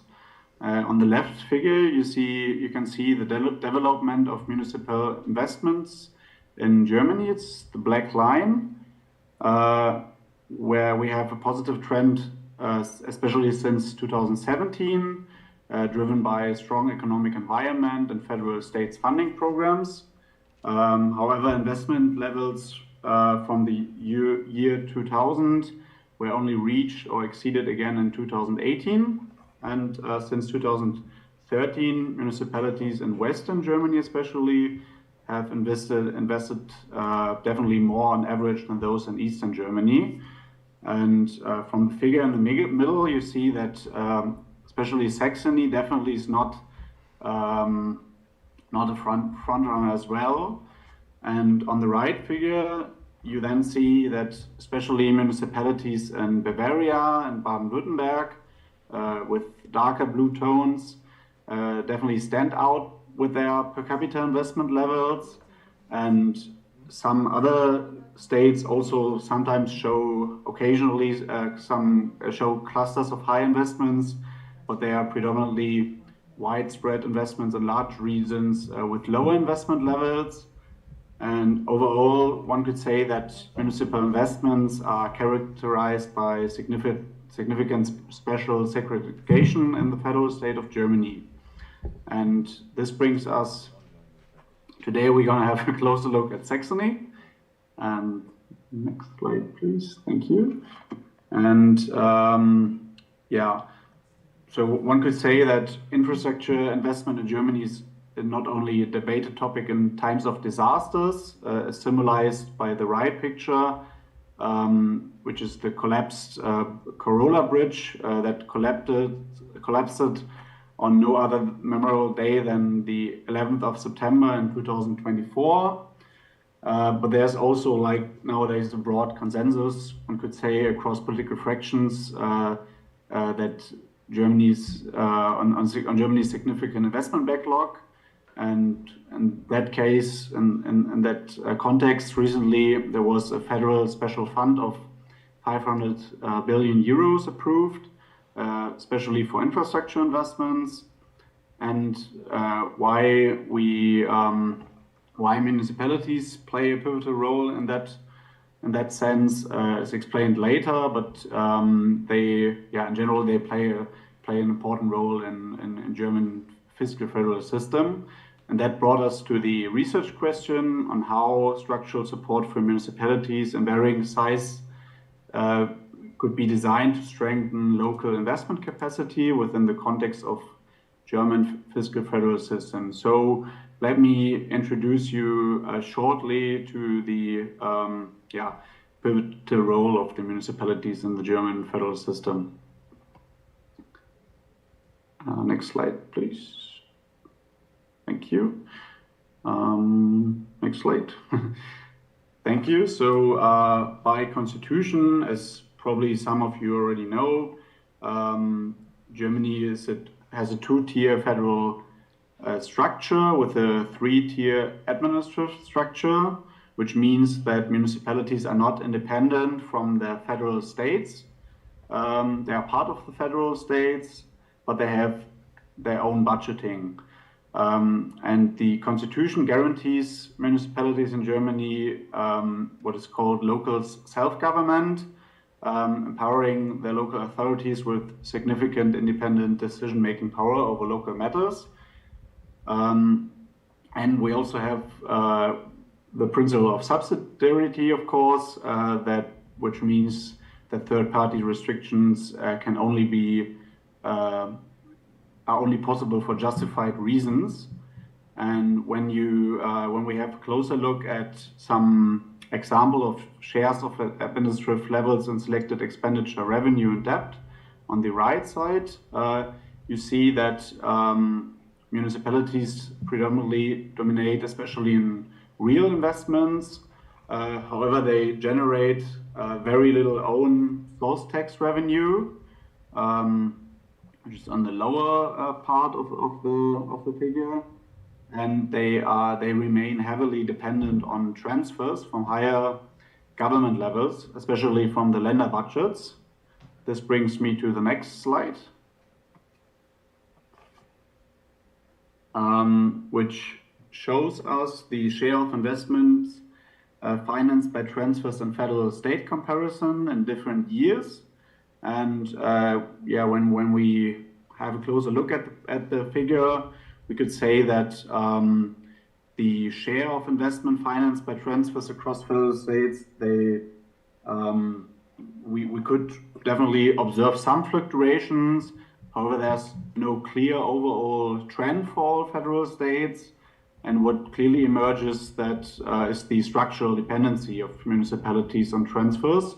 And that also remains persistent during 20 years, 25 years, 24 years. And what the image on the right represents in this context will now be explained by Dr. Hesse. Yeah, thank you very much, Fabio. Thanks for having us at your conference. Muchas gracias. Yes, what is happening now? The king is coming and brings money. This is the short story.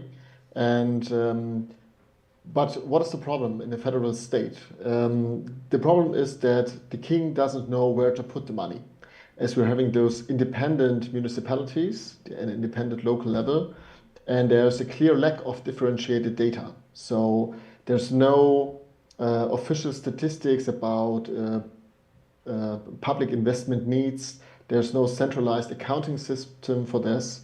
So that's why we have to do our own surveys, because if the higher levels, the federal level and the state level, doesn't know anything about the local infrastructure needs, there's of course a risk of a misuse of the public funds, and it's and also the risk of political frustration that we are already facing here in Germany.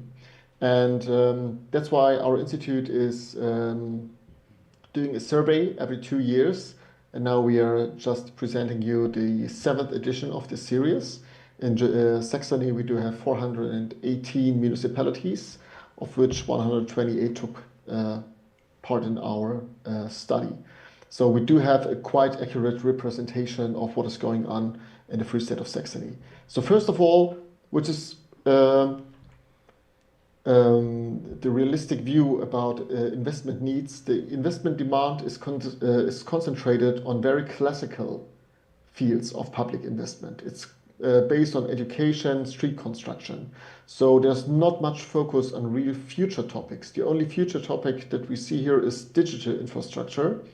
But when it comes to daycare and to other topics, municipalities don't see big needs in those fields. So it's very classical about maintaining the infrastructure that we are already having, which is very basical for economic success and for public well-being.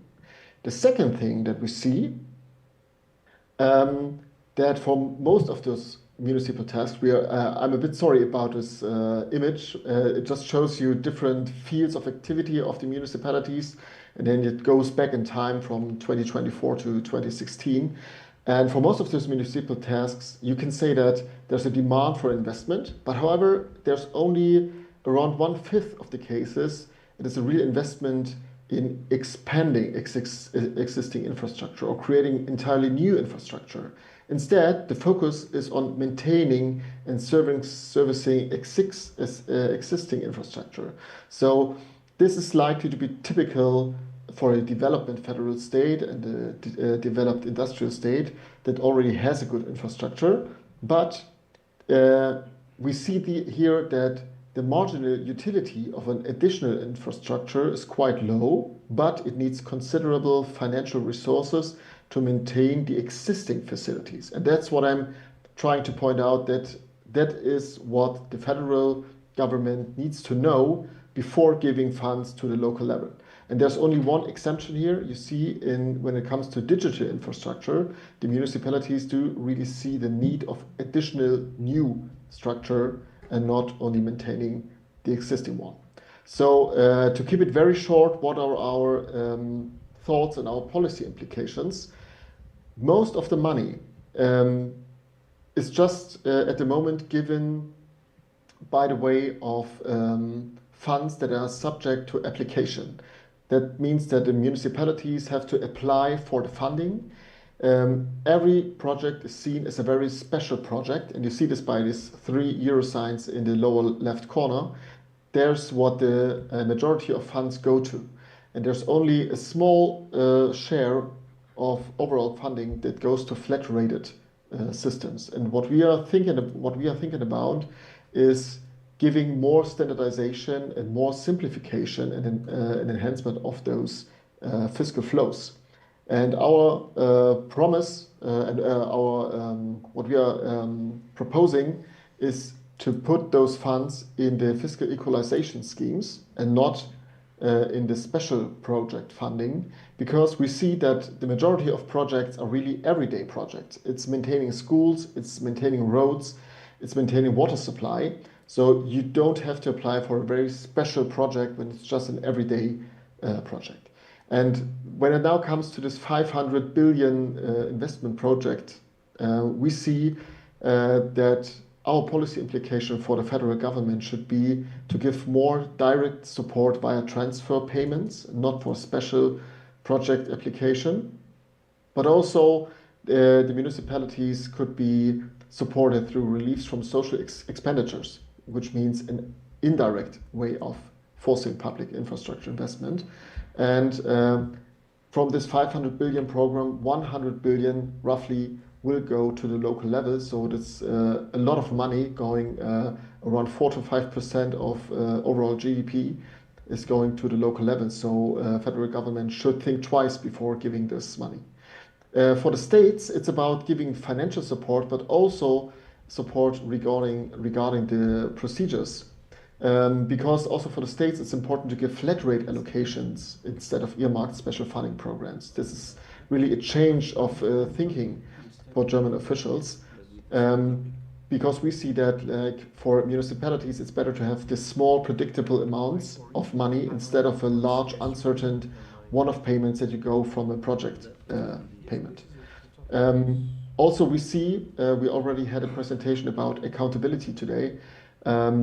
The administrative efforts should be focused on large projects and not on the small everyday projects, because we see then in the small projects that more control doesn't pay off with better results. We see a lot of waste of public energy in these everyday projects, So it would be better to give these generalized grants. This needs a big change in thinking. It means more trust in local authorities. There's a big culture of mistrust in Germany between the state level and the municipal level. So we propose to use simplified proofs of use for accountability instead of individual proof of use, for example.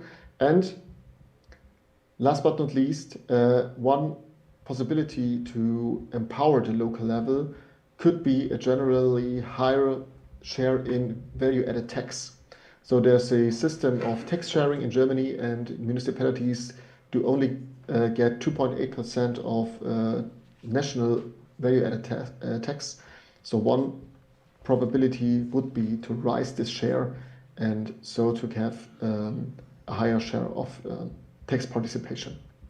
So I hope that we are still in time. So thank you very much for your attention. Muchas gracias. And we're hoping for questions from your side, of course.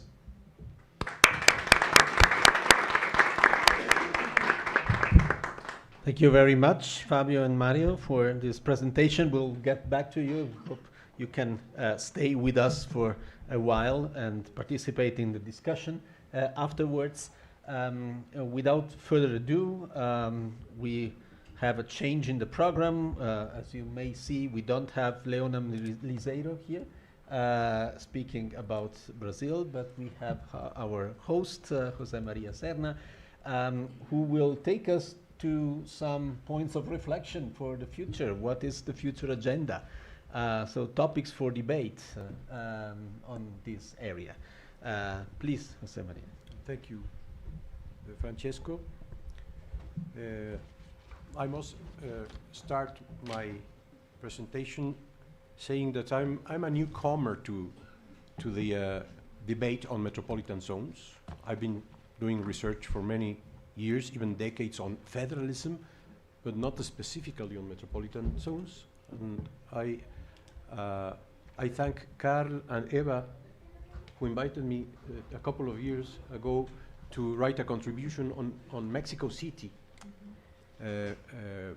which appeared in their book on local government structures and intergovernmental relations. I thank you for inviting me to that project, because I started to do research on metropolitan zones, specifically the metropolitan zone of Mexico City. And since then, I have been reviewing the literature that exists in Mexico and Latin America and other parts of the world. And it's because of that review, that research, that I have come up with these 10 topics for debate concerning the governance of metropolitan zones in federal countries. The title could have been 15 topics for debate or 23 topics for debate, but I chose 10 topics for debate for the sake of this presentation. And please take this as a provocation rather than a final research product. My aim is, yes, to contribute to the academic debate, but also to contribute to the legislative discussion that is taking place right now in the Federal Congress, which has the mandate, the constitutional mandate, to approve a federal law on metropolitan coordination for the Valley of Mexico. There is Hugo Concha, in the previous panel, he spoke of this constitutional reform of 2016. In this reform, a paragraph was included in Article 122, mandating the Federal Congress to produce that statute law on metropolitan coordination, and that law doesn't exist. Still, at this very moment, there is no such law. So my aim is also to contribute to that legislative discussion. The first point, studies on metropolitan governance often do not take into account the broader institutional setting of the federal form of state, either unitary or federal, or the in-betweens. The federal form makes a difference in connection with metropolitan governance, because the federal, state, and local orders of government have constitutional autonomy in their spheres of competence. Each of them have normative power as well as decision-making and implementation capacities in a number of policy areas. At the same time, until recently, at least in Mexico, studies on federalism have neglected the analysis of metropolitan zone, of the metropolitan phenomenon. Second point, not only does the federal form of state has to be taken into account in the study of metropolitan zones, but also the type or the model of federalism. And here I have my list of the different forms of federalism, the names or labels, you all know them. I'm sure there are many more: dual, cooperative, competitive, centralized, decentralized, functional, symmetrical, asymmetrical, polycentered, etc. Centrifugal, layer cake, marble cake. You all know all these labels. Well, that makes a difference also. Each of these different models of federalism imply a specific formal and constitutional allocation of powers among federal, state, and local levels of government, as well as a set of informal arrangements and practices. Of course, all this has an impact on the way in which metropolitan zones are or could be governed. Mexico is a centralized federalism, so we have a centralized federal system, so the federal government has broad powers to regulate and to intervene. It has a heavy hand in the governance of metropolitan zones, and specifically in the metropolitan zone of the Valley of Mexico. The third point, not only the model of federalism has to be taken into account, but also the type of metropolitan zone.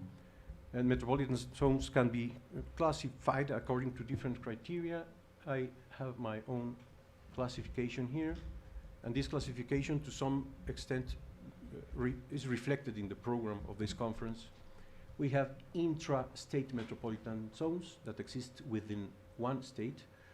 We have interstate metropolitan zones that exist in the territory of 2 or more states. We have metropolitan zones that are capital cities of federal states, like Mexico City. We have metropolitan zones that are capital cities of states, and we have cross-border metropolitan zones of 2 or more federal states, like the one that will be discussed, the ones that will be discussed in the last panel of this conference. Each of these types of metropolitan zones implies a configuration of powers and different capacities between the orders of government that comprise them, different patterns of interaction, coordination, conflict that affect the way in which they can be governed. The fourth point is the core problem, and what has been mentioned since yesterday, the mismatch between the real city and the governance and organizational structures of metropolitan zones. And this can be said in different words. In metropolitan zones, the political boundaries of local authorities are usually not coterminous with the functional and economic structure of a metropolitan area, and therefore integrated planning and coordination of services is often a challenge. Metropolitan regions are often cross-constituent unit boundaries in federations, making the process of regional planning more complex. And then we have, well, the impact of this mismatch is that there might be, or there is, lack of planning of public policies, lack of coordination between different authorities, lack of effectiveness in the performance of public functions and provision of public services. And then we have 3 main challenges, which the first of which is fragmentation. Fragmentation is inherent to the metropolitan phenomenon, and therefore metropolitan governance always requires creating coordination mechanisms, which can be soft or hard, Soft, based on formal and or informal agreements among authorities of the different orders of government. Hard, which are based on constitutional and or legal norms that establish the duties of coordination and collaboration among authorities of the different orders of government.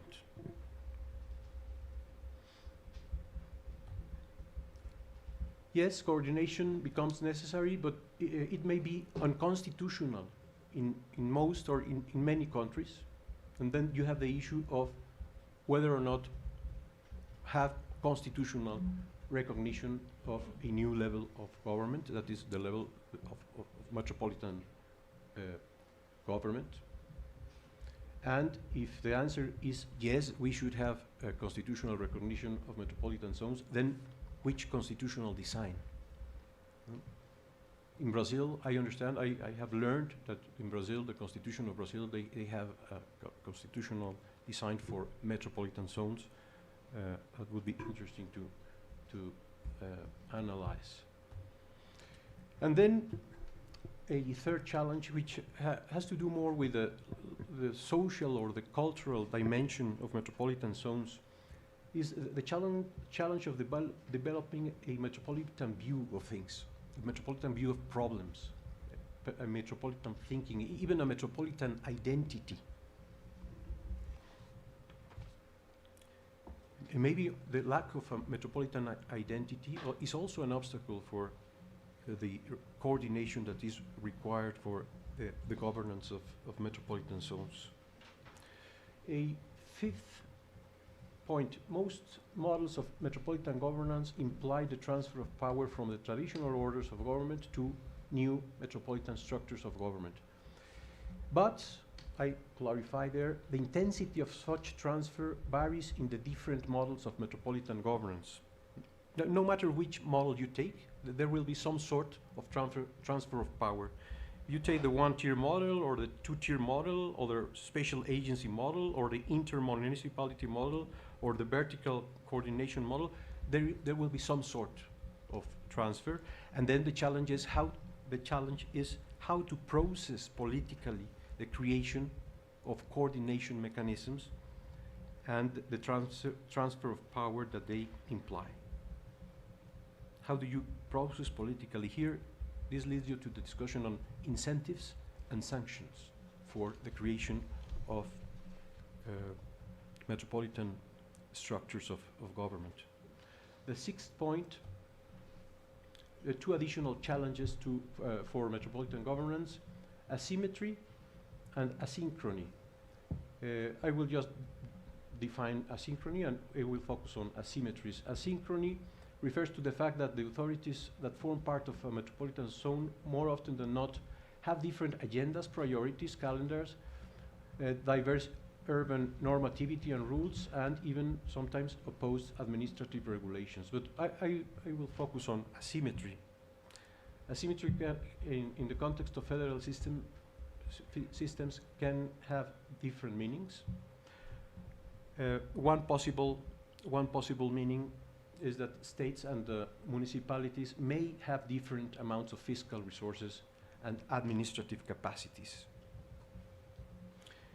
And for example, asymmetry in taxation capacities has been identified as one of the most important challenges to develop metropolitan policies, specifically big tax discrepancies among governments in the same metropolitan zone not rarely result in the lack of coordination of investments, increasing the possibility of conflicts when it comes to the implementation of metropolitan projects.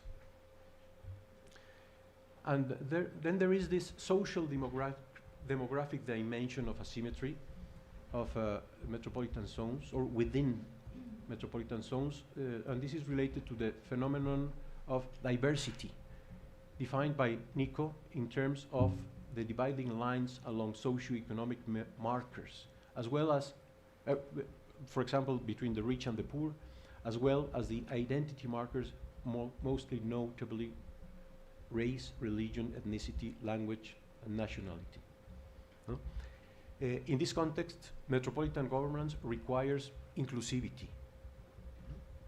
redistributive measures, social policies. There is no, in this kind of context, there is no future of good metropolitan governance in terms of stability, security, cohesion, if there are no policies of inclusivity, redistribution, and social policies. The 8th point, new structures of metropolitan governance are alter the status quo, thus provoking resistance from existing structures and vested interest. This has to do with what I already mentioned. Let me just say here that metropolitan regions are often seen as competitors of, or by states or by the federal government. And we saw that very clearly in the times when Mexico City government was governed by a different party, different from the party of the President of the Republic. There was always competition, distrust, and then the problem is how do you overcome that in order to solve the problems of the metropolitan zone. 9th point, the special case of capital cities of metropolitan zones. Capital cities in federal countries, they used to be different. They are the seat of the national government as well as the host of national institutions, legislative buildings, museums, art centers, which are administered by the federal government. National capitals differ with respect to the local governing structure, their roles, responsibilities, and revenues, and their fiscal relationship with the federal government usually is different, or at least is different here in the case of Mexico. So these capital cities have a special status, and therefore they might need different rules and structures for metropolitan governance. And finally, public finances in metropolitan zones of federal countries. Here I only point at some 4 relevant themes, which are these that you can see on the screen. The sources of income, where do the sources, where do the income comes from for the different actors that participate in metropolitan governance, the level of sufficiency of resources, the distribution of resources within the metropolitan zone, and the margin of decision in spending of the different authorities. And this is related to the conditions that may accompany federal or state transfers in support of metropolitan zones. Finally, three final thoughts that I take from three different scholars. Enid Slack has said that what is perhaps more important than the precise model of governance chosen for a metropolitan zone is simply that some form of effective governance is in place. From Eric Arguyol, I take this idea that there is a need of an internal decentralization of big metropolises. No? This is in contradiction with the need to create stronger coordination structures, but still we should think in terms of how to organize decentralization of big metropolitan zones. You cannot get rid of decentralization. Decentralization exists. The challenge is how do you organize decentralization between within big metropolises. That's an idea of suggestion of Eric Arguyol, professor from Catalonia. And finally, we should ask ourselves what the city and its communities need, and not so much what local, state, or federal governments need. That's an idea of Australian professor Graham Sansom. So the focus should be the society, the people, the citizens of that live in metropolitan zones, and not so much the sometimes very jealous public servants that occupy office in the different structures of government. Thank you.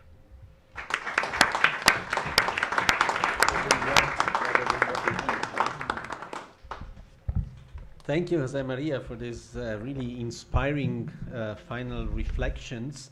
Let me add one very short point. I mean, that it's emerging really from all these presentations that federalism has less and less an institutional dimension. I mean, institutional studies on federalism are also dying out. And it's all about governance now. It's governance in different senses. I mean, the ethnocultural diversity governance, or policies that we have seen all around here.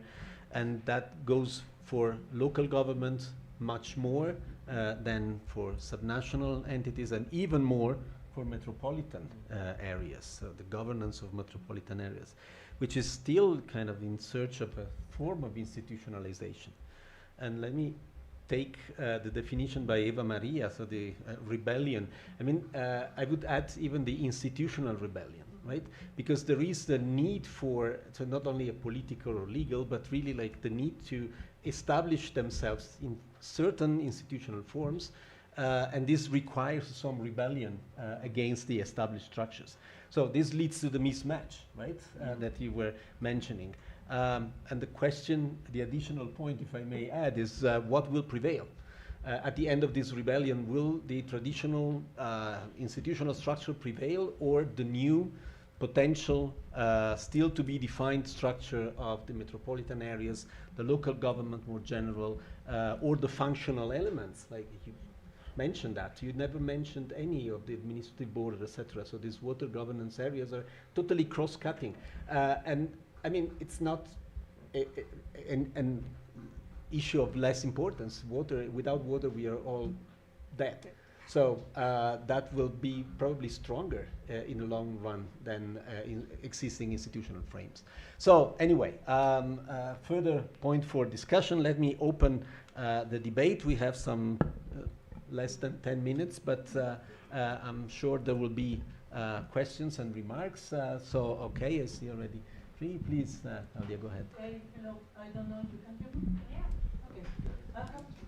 Okay. Well, first, thank you very much for all the talks. They were really nice, insightful. Thank you.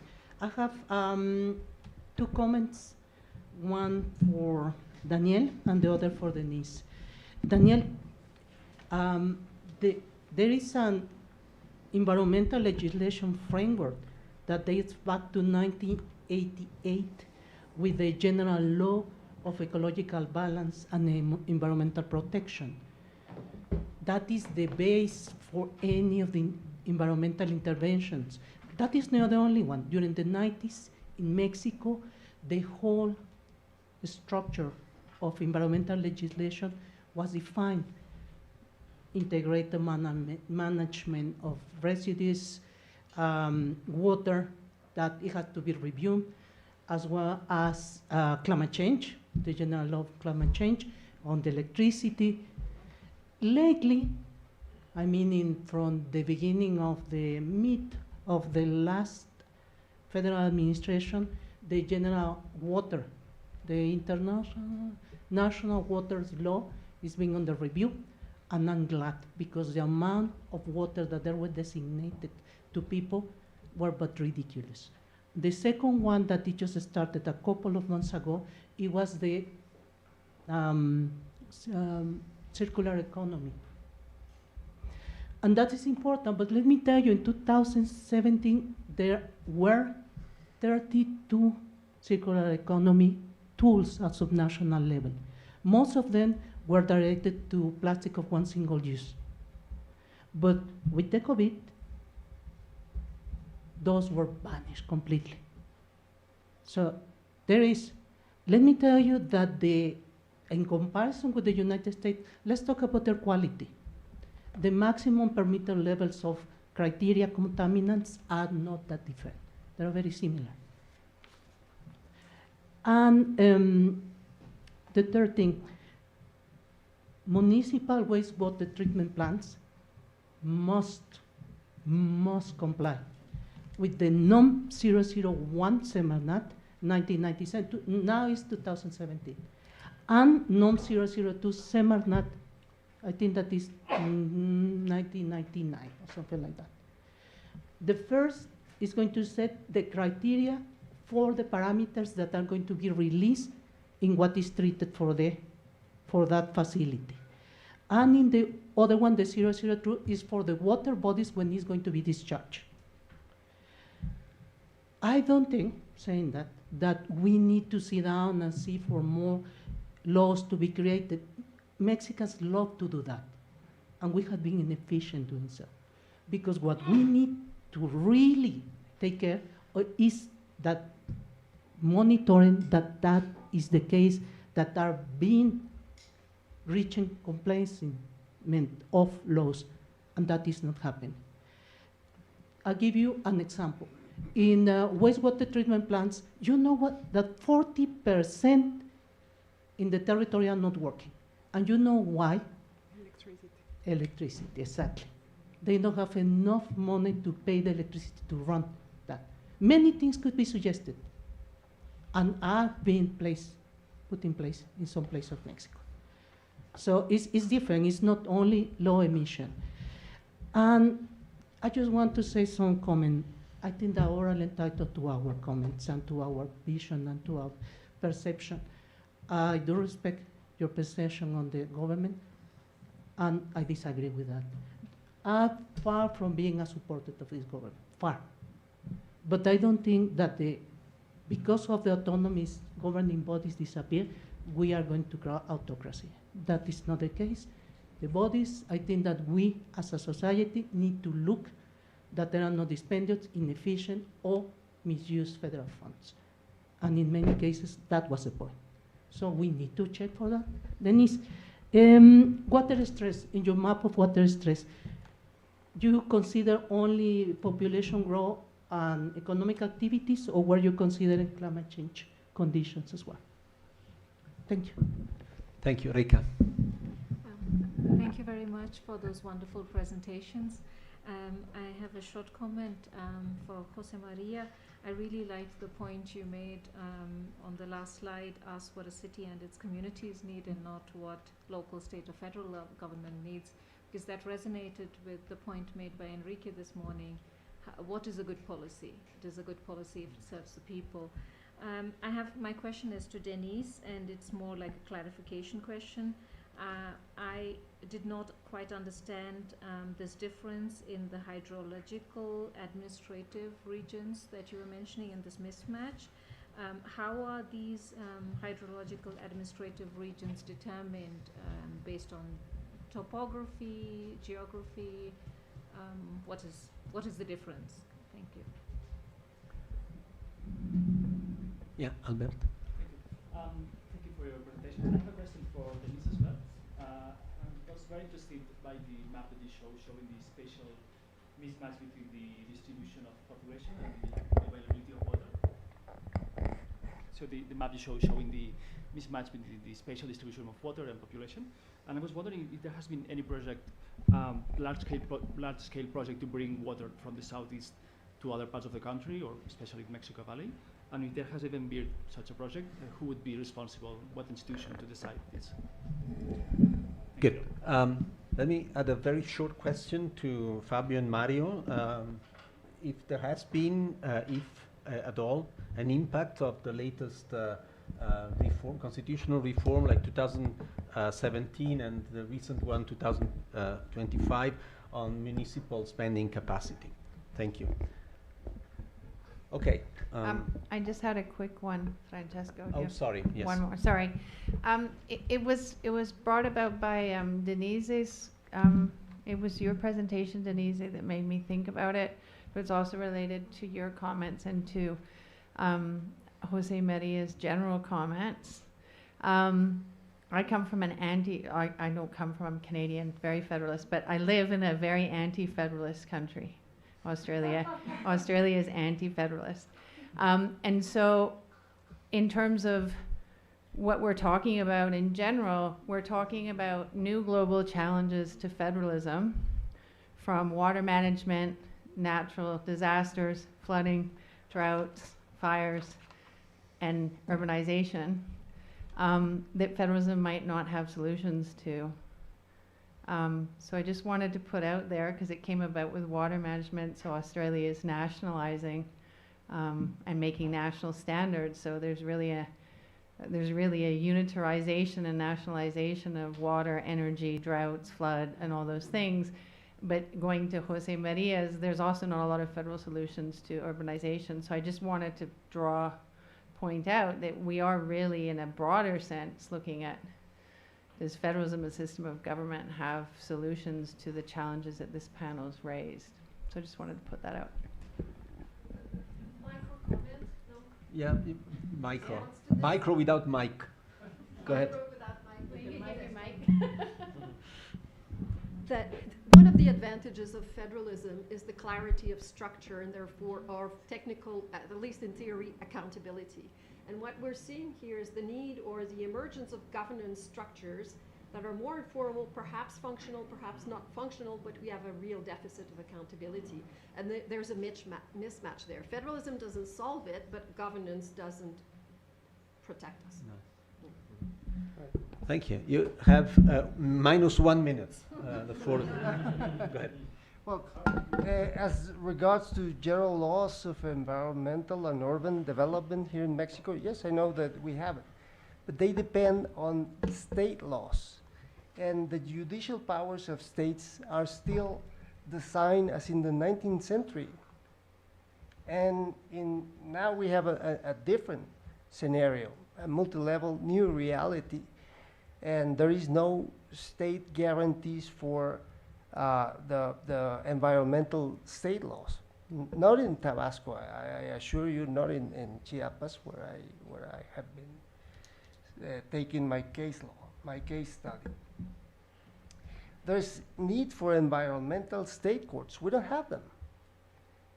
Pemex has an agency to pay for environmental damages that was created 50 years ago, and they pay as they please. There is no a court, environmental court that should treat everybody equally. Also, state judicial administrative courts that are very important to enforcement of these general laws are very weak to say the least. And an observation, the democratic election of judges in Mexico, of 100% of federal and state judges that we just passed, has been a divisive issue. I am of the opinion that it was a mistake, and that it will not improve the administrative access to justice and quality of justice in Mexico. But there are differences, and I respect your point of view. Well, thanks for all your questions. Regarding to the map about high stress or the low or medium stress, that map was taken from the National Water Commission, and I think they are not taking in consideration climate risks. They are only taking in consideration available water, surface water and groundwater.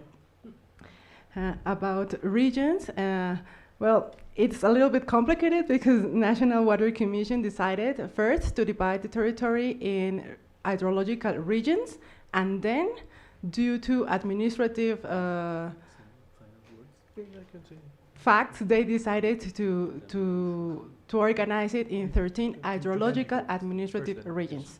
But I really don't know what were the facts that they were taking in consideration, because as you can see, it's not something about the administrative boundaries only, because they are not respected by the river basins. So I think they tried to do a sort of division that may consider the administrative boundaries of municipalities and states, but it cannot be done because the river basins do not allow it.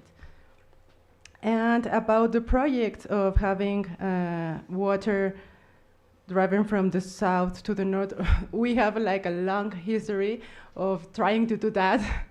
lots and lots of infrastructure trying to drive water from one place to another, and specifically here to Mexico City because we have the largest demand of water. And we have already water from other states in the country. This is not new, but the problem is that it generates conflicts because it will be a point that other states will need that water too. And you cannot justify that we have more population, or we have a better industry, or we have better growth. This is becoming already a serious problem because also the river basins are very, very exploded. Thank you. Fabio, Mario, if you want to. Yes, just to give you a short answer on a question. You said that there were recent constitutional changes in Germany, and that's true. We had those changes, but during a time of a severe crisis of the municipal budgets, actually. So recently we had the highest budget deficits within the last 35 years. So now there's still hope for another constitutional change, clarifying who is carrying the fiscal burdens of the law made by the federal government. This is a problem that we see as well in Germany, that federal level is producing laws again and again and again, and then the fiscal burdens are given to the state level and the local level. And now this problem was like solved, but not really solved by this special public investment entity of 500 billion euros, which is around 12% of national GDP. So it's a huge package, but the underlying problem is not solved yet. So it's all about rebalancing fiscal federalism in Germany. Thank you very much. Jose Maria, the final comment. Yes, thanks. Francesco mentioned this, I don't know if it's a tension or a transition between institutional analysis and the focus on governance in federalism studies. And he says, and who will win? No? Or he suggests which side will win.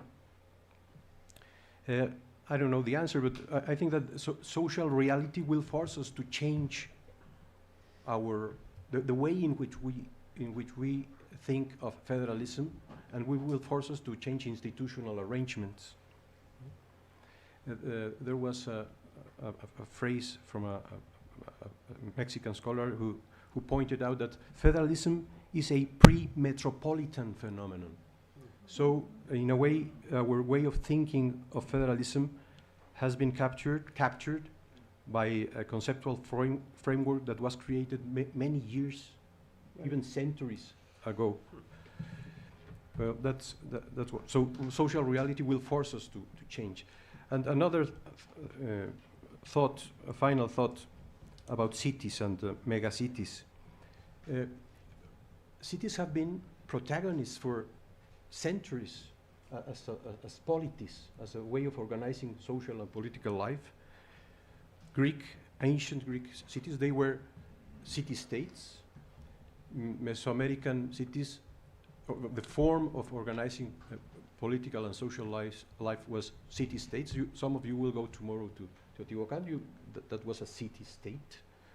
Then in the Middle Ages, cities were the protagonists of very important protagonists of organizing social and political life. And then with the appearance of nation-states and the consolidation of nation-states, cities started to decline in a way. But maybe now we are in a transition towards a renewal or a revival of cities and megacities as the leading actors. If we see this in the long run, maybe we are in that transition, and this is reflected in scholarship. Now you look at a lot of studies that propose or that are studying cities and megacities as main actors, and there are proposals of even giving them a stronger constitutional status in many countries. So I think that we should start thinking of whether or not we are in this sort of transition out from away from the traditional ways in which we think federalism, and we will have to create new concepts and even new theories of how to understand federalism. Thanks.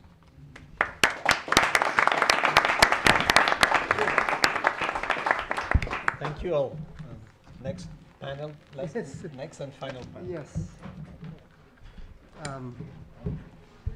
We're a little late of the schedule, so we will change quite rapidly the panel. I call the participants of the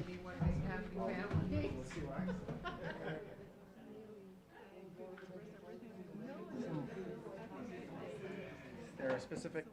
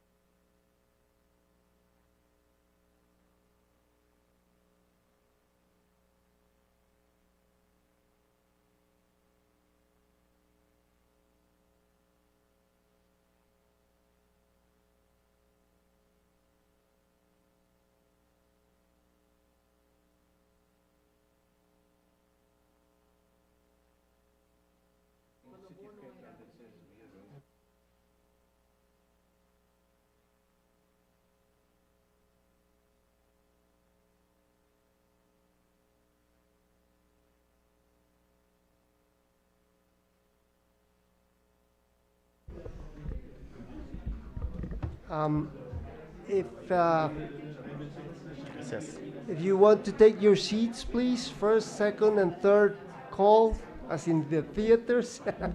We are a little late.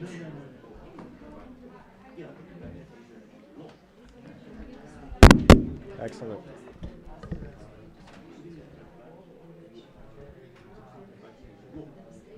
If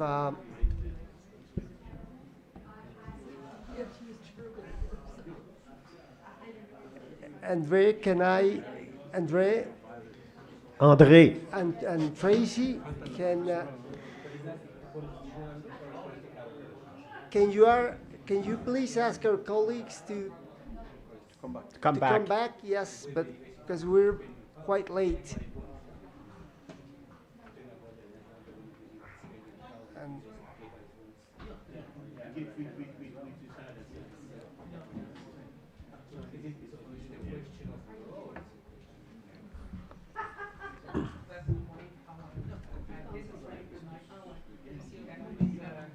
okay, we should.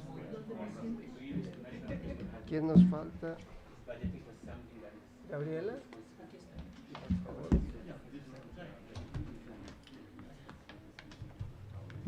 Okay.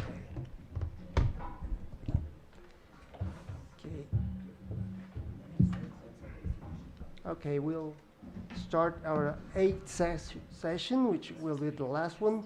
Cross-border metropolitan governance and global practices. You all have, as you know, 15 minutes for your presentation, and then we will have the discussion in the same order to answer the questions. So please, Luc Tujen of the School of Political Science of the University of Ottawa. Okay, thank you very much, Daniel. So while my slides are being put up, I'll just take, like everyone else, a few minutes to thank all the organizer and the students and the staff of the Institute. It's been an amazing pleasure to be here and a great event, so congratulations again. So I think it's fitting that on this last panel I'm talking about the city where we will meet next, or where most of you will meet next, Ottawa.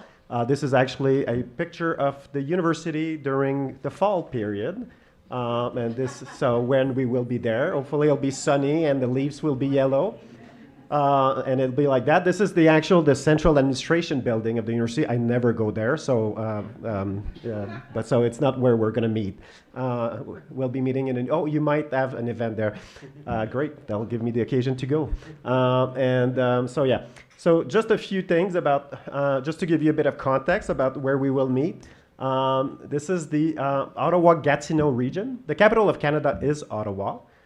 It's located in Ontario. So the city of Ottawa is the orange, what you see in orange here. The city of Gatineau, so Quebec and Ontario are divided by the river. Gatineau, which is on the Quebec part, which is mostly francophone, is the sort of purplish thing you see here.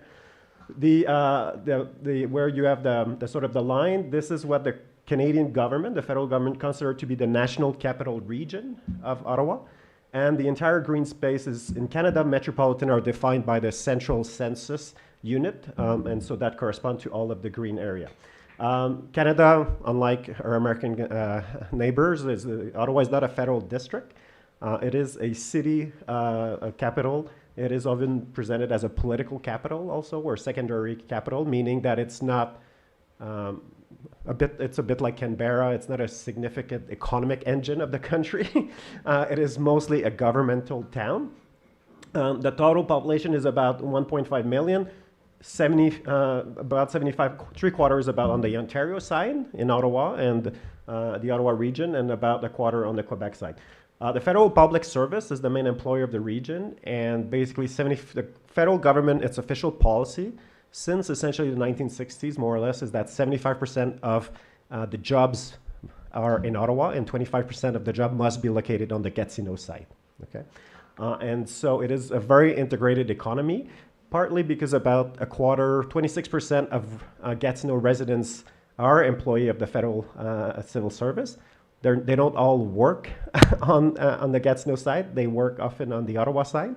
And about 21% of Ottawa. Ottawa has historically a bit of a high-tech sort of sector also that is important, so it's not only government. This is just to show you, and don't worry, Ottawa is massive, okay, in terms of geography. It's not Mexico City, but you can basically fit the city of Calgary, the city of Edmonton, the city of Toronto, the city of Montreal, and the city of Vancouver within the city of Ottawa. And this is the result of a process of amalgamation done in the late 1990s by a conservative premier. And most of the land here is actually rural and agricultural. So don't worry, you won't be stuck in traffic in Ottawa when you'll come. It'll be very quick to go from the airport to downtown. But as you'll see later, that will have a bit of it matters that I show you that for something I'm going to say later. So the institutional context, some of my colleagues have already discussed about it. The only mention of Ottawa in the Canadian Constitution, the Constitution Act of 1867, is Section 16 that had said, until the Queen otherwise directs, the seat of the Government of Canada shall be in Ottawa. And as some of my colleagues have mentioned before, Section 92, which is where there's a division of legislative power, makes municipal institutions in the province the responsibility of provincial governments. So as a result, Ottawa is technically the jurisdiction of the Ontario government, and Gatineau is the jurisdiction of the Quebec government. Okay. But there's a third very important actor, which is the National Capital Commission. There's always been, since the late 19th century, something akin to a National Capital Commission. This one with this title was created after World War II. And it is a crown corporation, sort of a technically arm-length agency that assists in the development, conservation, and improvement of the National Capital Region. One of its key power comes from the fact that the National Capital Commission, or the federal government, owns 10% of the land in the region. So it is a massive actor in the development of the city. And since the past, I think, 10 years, the mayors of both cities sit on the board of the National Capital Commission. That's fairly recent, but they are a non-voting officer.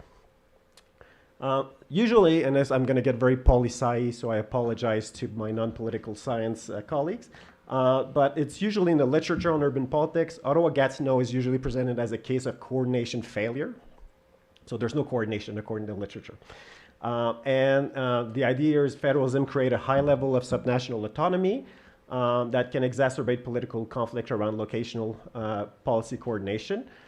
So the idea is that here the Quebec and the Ontario government really want to maintain their power over the cities and are not willing to let cities sort of coordinate their activities. So in general, despite the fact that it's a very integrated region, there's very limited coordination in transit. So basically, each city has their own transit authority. And so Ottawa, Gatineau people are dumped in the downtown of Ottawa, and that's it. And there's also very limited regional planning that is being done. And this was in especially in a paper by Kaufman and Sager, who I think are Swiss, if I remember well, or Kaufman, I can't remember. Anyhow, so they did a comparative studies of a number of cities, including Bern in Switzerland and Ottawa. And they really pushed this idea of Ottawa, Gatineau as a clear case of coordination failure. And so you'll see I'll position, this paper is really a positioning vis-a-vis their work. And they have, I love parsimonious explanation in political science, so they have a very nice parsimonious explanation, which is a coordination failure because of two reasons.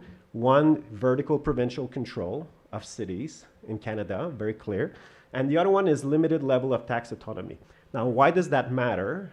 It matters because contrary to the American case, for example, where cities have very different level of taxation at the local level, that will push cities to coordinate. But in Canada, there's not as much of that sort of competition between cities based on taxation differences. So part of the idea here is to sort of, not to say that they were wrong, but to nuance and sort of bring another perspective on this idea of Ottawa and Gatineau. So first, I think one of the key problems, and this is shocking for me in their analysis, there's no mention of the National Capital Commission and their discussion of planning in Ottawa, which is rather strange to me because partly in the post-war period, the most important actor in terms of planning in Ottawa was the federal government or the National Capital Commission. So the Gerber plan, Gerber was a French planner. He was part of the Vichy government, but that's another story. So that's something about the dark side of Canada we don't talk. And the post really sort of created a new plan for the Ottawa-Gatineau region, massive destruction of working class neighborhood in both cities, federal offices being moved to Gatineau. So that was part of that. So we cannot talk about coordination or development in the Ottawa-Gatineau region without talking about the role of the NCC. I also believe their approach overestimates the comparative level of supervision of cities. Canadians always say, oh my God, cities have no power, they're supervised by the upper level of government. But if you look at the work of Jeffrey Sellers in a wonderful book, I always tell people to read, Multi-Level Democracy, where he creates an index of level of supervision of local government. Canada ranks actually it's not a very high level of supervision. And so in his index, Canada has a 0.56, the OECD 1.04 average.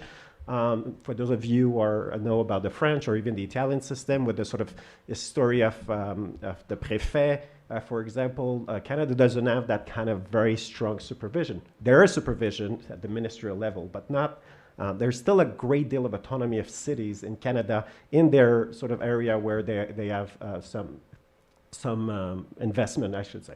And the final thing, which I think Joanne did really explained well this morning, the obstacles to coordination or role of the federal government in coordinating municipal development, it's not a constitutional issue. It's not an institutional issue. It's a political one. The spending power in Canada has been used at times in a way that really has allowed the federal government to be very involved in either municipal or provincial area. So this is really, for me, a political issue rather than an institutional issue.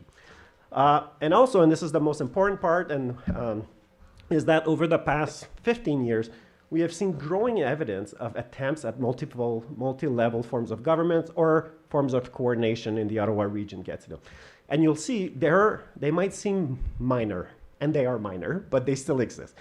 So one of the important cases was in the downtown of Ottawa in Gatineau, the creation of what's a loop of a cultural district across the border, where the boulevards, the two main arteries in downtown have been essentially sort of, there was a coordination between the two levels of government to create, and the federal government to create a sort of unified sort of presentation, if you want, of the street at the street level. There's now the discussion about, and this is interesting, it's an interprovincial tramway, but it's the city of Gatineau that is doing it. It's mostly a city of Gatineau tramway, but that will have to go through the city of Ottawa downtown, and that is involve coordination between the cities and the federal government. There's been increasing level of initiative in terms of collaboration, in terms of sustainable development, immigration partnerships. So there's a rise in these number of sometimes very ad hoc, sometimes very informal, but practices of cross-border collaboration. And for me, what was especially important was in the last federal election, just 6 months ago or a few months ago, for both mayors published together a letter of their collaborative demand to the federal government. So that was sort of, I think it was, as far as I know, since I've lived in Ottawa, the first time I've seen that, but really demands for the region by the two leaders. And so now, then I kind of created a bit too much theory, but I was trying to think of how we can think of these practices of collaboration that are emerging more and more in Ottawa Gatineau region. Because it's certainly, I wouldn't say Ottawa Gatineau is a case of successful coordination. There's very limited broad coordination, whether it's transit, whether it's planning. But there's coordination at the margin, or à la frontière, as we say in French, where policy sectors or policy decisions overlap between the two areas. There are some form of coordination. And I call that a form of ambivalent governance. And I think that from a former professor at University of Toronto in a famous book called Of Canada, of having a case of institutionalized ambivalence. So there's ambivalence about who should be the main actors in Canada, what should be the values. And really, this is sort of what I present, this notion of ambivalence governance. So there's uncertainty about the goals of the community it serves and who should be present at the table. But through processes of bureaucratic processes, practices, discourse, we do see the development of some form of governance arrangement. Now, I'm going to go quickly, and I think it's useful here to think about borders, and here I draw some literature on cross-border integration, having to do with four key factors, so structural, functional, institutional, and ideational. There's no doubt there's functional integration between Ottawa and Gatineau, but what about the structural, institutional, and ideational? And there is where I think it explains why there's still very limited cross-border governance, but there's some emerging. So first, there's a strong structural limits, which is related to the map that I showed you at the beginning. Ottawa politics, the city of Ottawa politics, is dominated by rural and suburban interests. The way the city has been merged, or the merger of the city, has created a situation where city council is dominated by rural and suburban interests. And they have very limited interest in cross-border governance arrangement. And then there's a point that is missing, which is sort of the institutional limit. We have a weak mayor system in Ottawa. So the mayor is just one vote at council. That's it, pretty much. So very weak mayor system. So it's hard to do these kinds of summit or at the top kind of level of government. And very limited civil society integration. In Canada, with the exception of Quebec and British Columbia, there's no municipal political parties. And so as a result, that's really limited the possibility of creating a civil society integration. That being said, there has been some increasing partnership on a range of issues. Now, the additional limit, and this is where I think where we see some potential development in Ottawa Gatineau. The first is there's been limited cross-border historically, where there's a very limited sense of regional identity. People in Gatineau, they view themselves as Quebecer, and they're mostly Francophone. Same thing in Ottawa. There's this important national cultural cleavages. But two factors, I think, are contributing to this emerging trend toward partnership. One is a sense of abandonment in the Outaouais region and Gatineau, being abandoned by the Quebec government. On a range of issues, the region is not properly served by the Quebec government around healthcare, around transit, around roads. And so there's this feeling of abandonment. The other factor is that post-2000, the decline in constitutional conflicts in Ottawa-Gatineau, the federal government was very wary of intervening in urban politics and in Ottawa, not to exacerbate tension with the Quebec government, as at least when it comes to Ottawa-Gatineau, expressed in a series of reports of the National Capital Commission desire to play or re-establish itself as a player. So this is partly explaining strong limits to cross-border collaboration, but with some recent development that have to do with a sense of feeling of alienation and desire of the federal government to play a greater role. So thank you very much.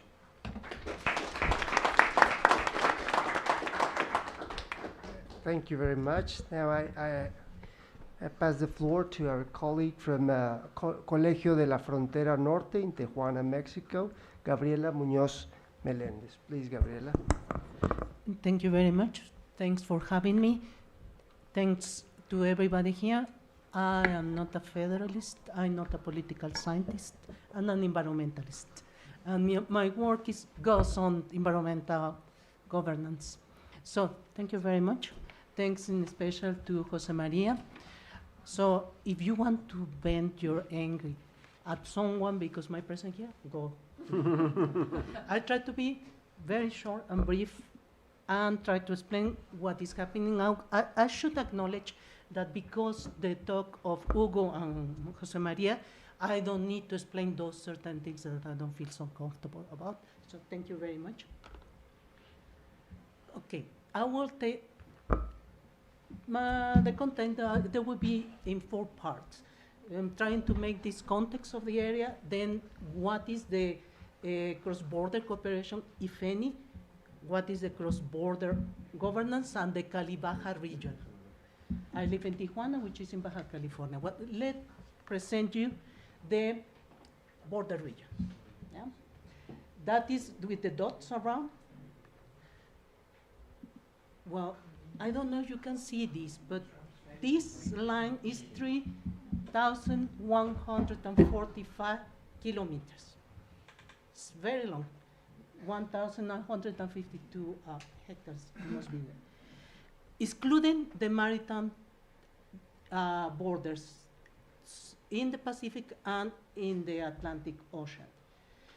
More or less, that is the length. The width, it will be 200 kilometers north, 100 to the north, 100 to the south, and that was defined by something, by national tool entitled La Paz Agreement. La Paz, no La Paz Bolivia, La Paz Baja California Sur.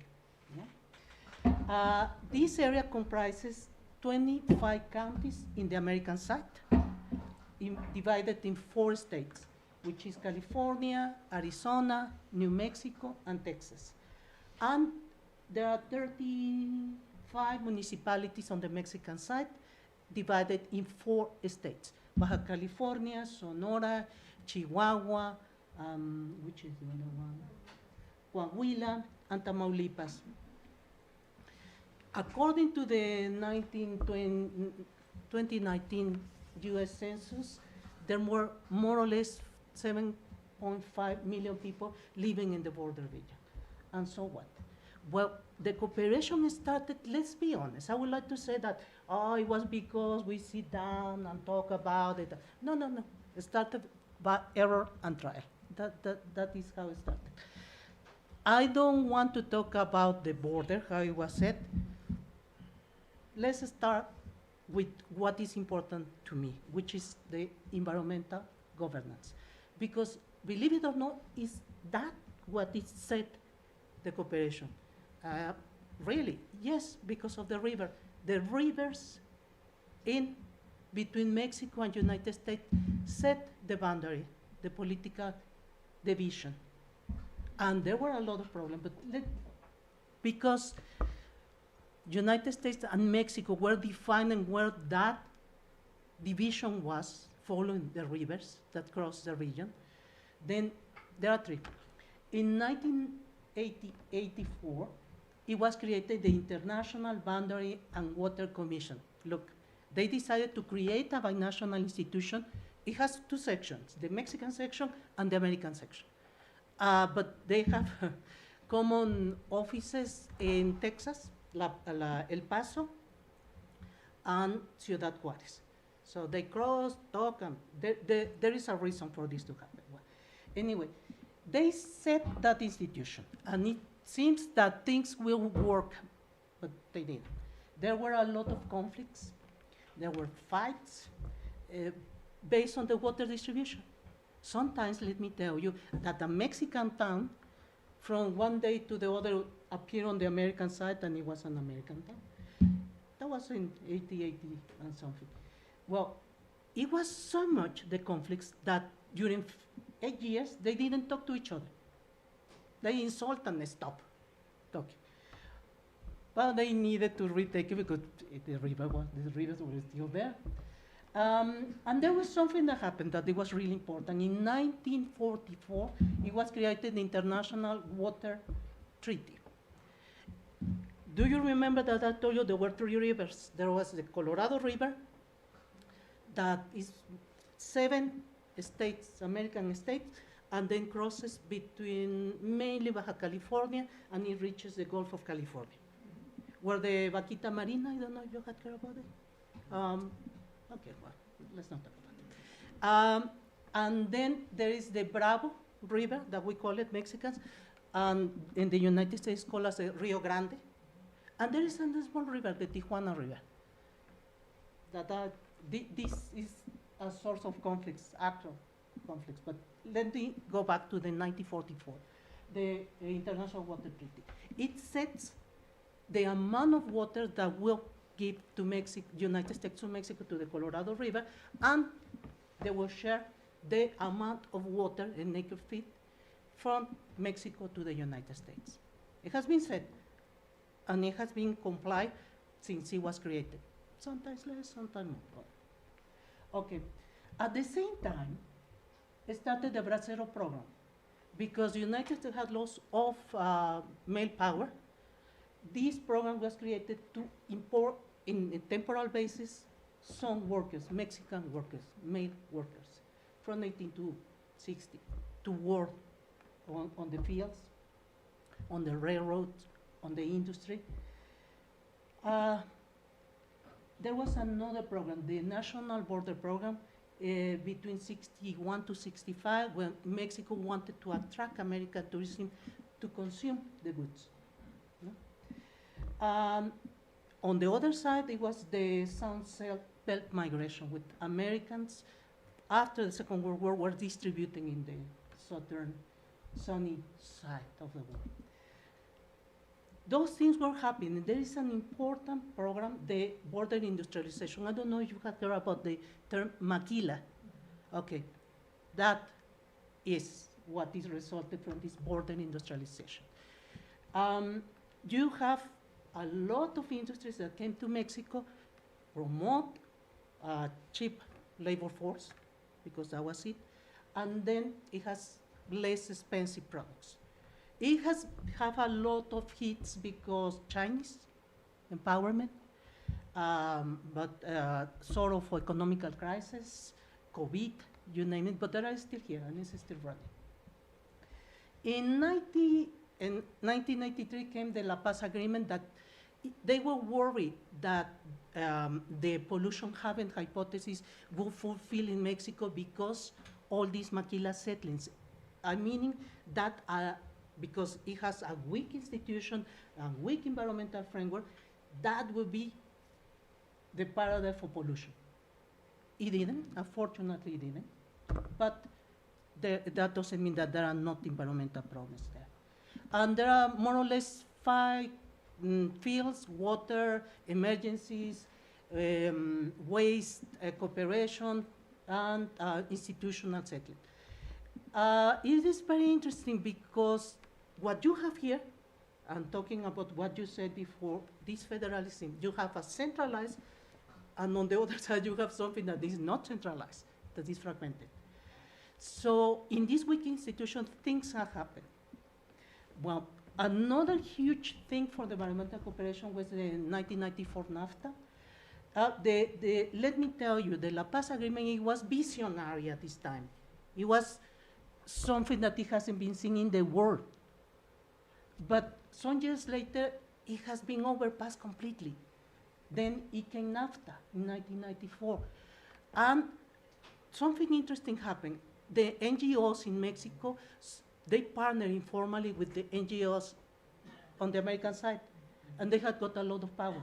And they, because all the protests that was prior to the NAFTA, they achieved very important things.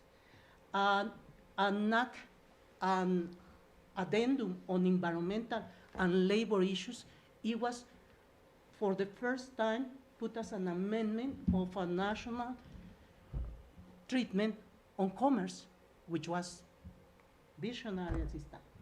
And there were other institutions that were created, NATBANK and BEC.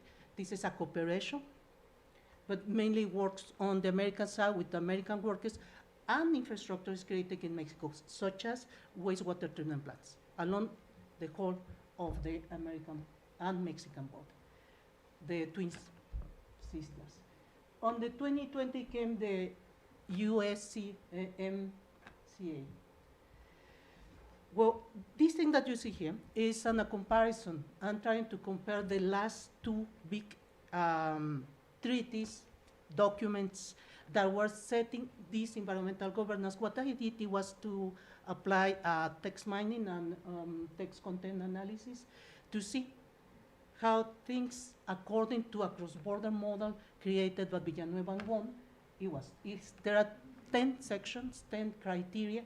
And in blue, you see NIC, the addendum, the environmental addendum for the NAFTA, and the USMA for the last one. So it is very sad that whatever happened during 35 years is not being recovered for the USMA. There are some advances, yes. We see that they are trying to set some common goals and grow potentials, because I'm really worried all the time. I'm an environmentalist, and when people thought that we grow and grow, no. But this is how things are done. To have an exponentially positive growth on finite resources, that is crazy. Not to use a word that I should. Anyway, and then if you don't learn from that, and there are limits to grow, we are never going to achieve no cooperation now, nothing at all. Anyway, we have an asymmetric border, yes. It has prevailed this cross-border governance model, or it has tried to. But it has been replaced by the model, whatever that means, of the USMA Treaty. This doesn't create common objectives of framing up common policies. The jurisdiction is still quite strong, and they end at the border of each of the regions. It doesn't integrate lessons. There is a legal common framework that it should be desirable to have. And sometimes it has happened. The environmental problems are still there, and they grow because there is a fragmented way to go around them, and we go around them. And it's likely that is going to expand. Why? I just want to touch on 2 things that I think that are very important to you. Migration. This is a migration town. In the places that, in the time that I have been there 15 years, I have seen all sort of ways of migration. Haitians, Ukrainians, Central Americans, all of them are right there. Because of the common population growth, services have been left behind, and it's common not to have water. The water that is pumped from the Colorado River, that is at least from San Diego and for Tijuana. It's around 125 kilometers far away from the source, and it's pumped through an aqueduct. Then you should look at the nexus between water and energy, because to pump water, at least in Mexico, it costs around 27 million pesos to pump water. That is going to be used and is going to be discharged, sometimes untreated, because a lot of undocumented settlers.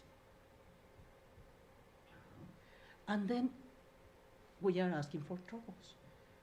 It may not be the case of having open drainage in San Diego, but they are suffering from flooding, flash floodings that are becoming more frequent in the region. Very briefly, what is the Cali Baja region? The Cali Baja region are two main cities, San Diego and Tijuana. And people get really excited because all the GDP power that this region may have. Because we have common families, we have financial families, we have commerce.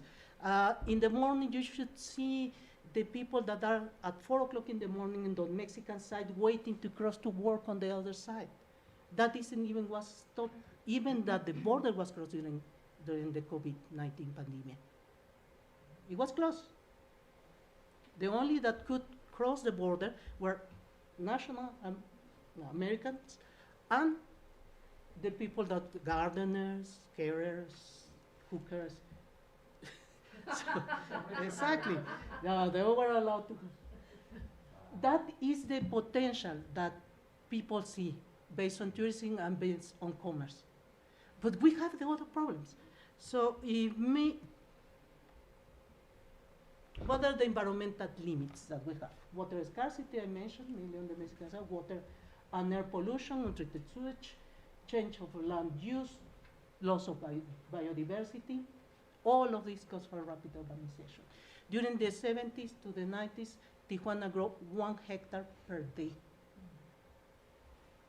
Well, all of these problems are going to exacerbate due to the presence of climate change, as I mentioned before, flash flooding, yes, there are plans. I have participated because we have this participation informally. Yes, some universities ask, oh, why don't you talk about the Mexican problems? And then we go to the University of California, and then we talk, and then we make some forums, and we cooperate in that way. Public policies, yes, as well, because the weakness of the institution, the Mexican institution, and because we are far away, the mantra of Tijuana is, in these towns, Mexico starts. Yes, it's at the very north.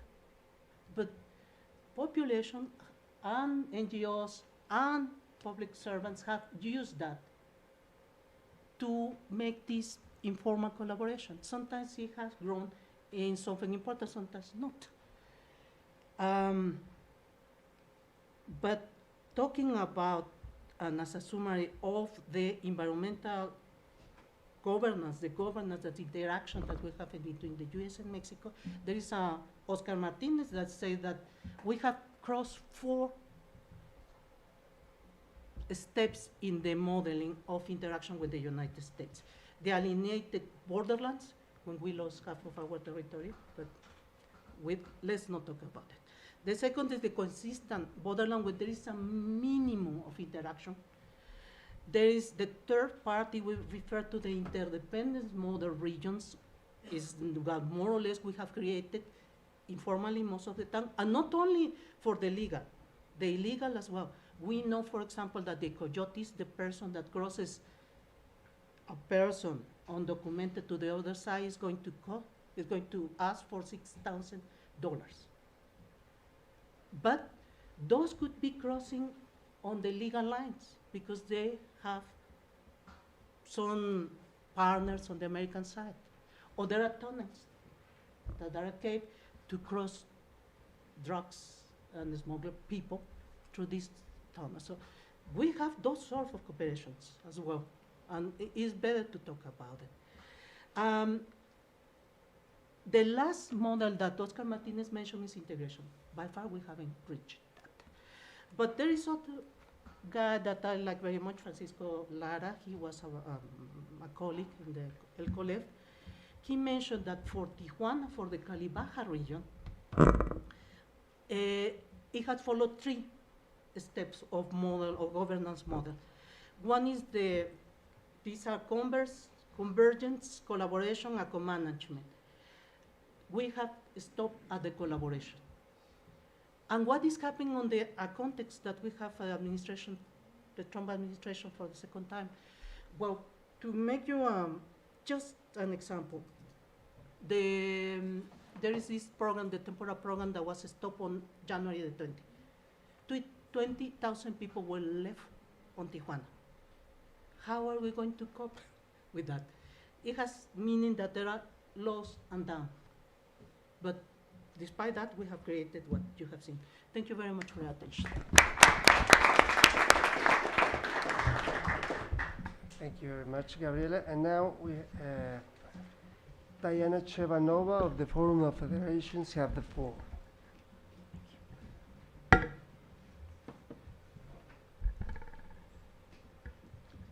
Okay, thank you very much, Daniel. First of all, I would like to thank you, the organizers, Daniel, Jose Maria, for the opportunity to be here. And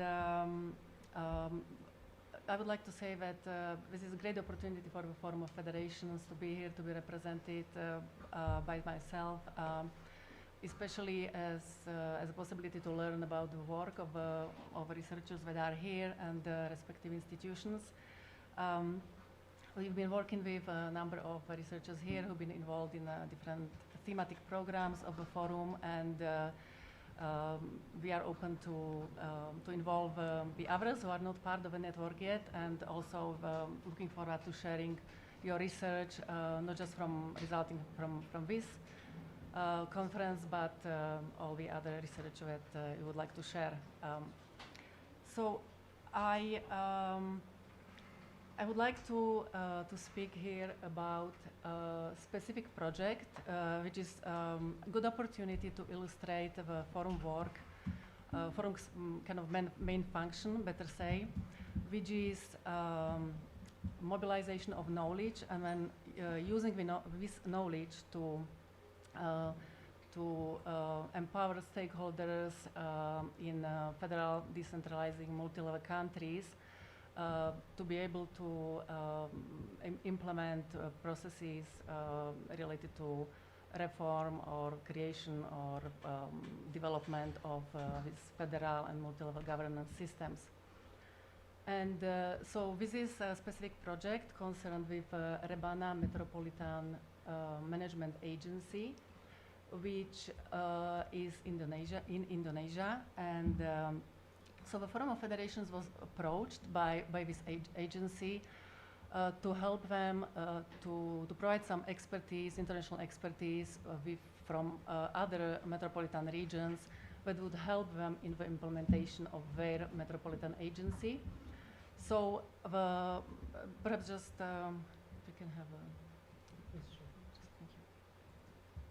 perhaps just for you to situate what we are talking about. So this is a map of Indonesia, and the red sign there, that's West Java, and this is where the Rebana Metropolitan Management Agency was created. So West Java is the first province that created such agency in Indonesia, and so in terms of the size and so on, so it has about 10 million people, covers 13 industrial zones, and comprises 7 cities and regencies. And its mandate covers metropolitan development, land management, infrastructure financing, governance, and sustainability.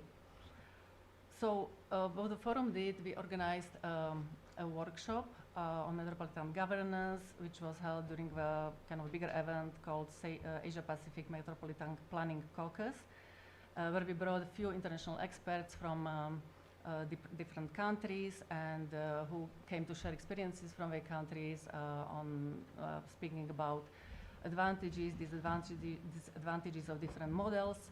And then we commissioned these researchers to write case studies, and now we are compiling this publication that will be available in the near future.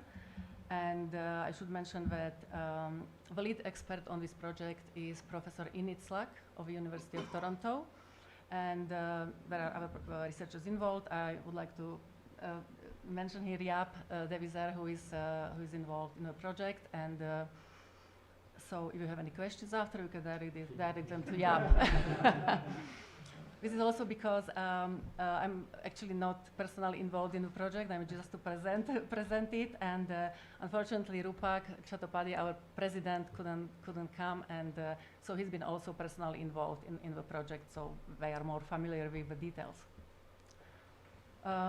So just quickly, I just mentioned that the Metropolitan, this publication covers 14 metropolitan regions or areas in 10 countries. Includes federal and unitary countries, and for example, these are Brazil, Canada, Germany, India, South Africa, Switzerland, and the unitary countries are China, France, United Kingdom, and Vietnam. So now I will proceed quickly to kind of summarizing the main findings from this project, resulting from these 14 case studies, and basically in terms of what others should consider when establishing a metropolitan governance structure.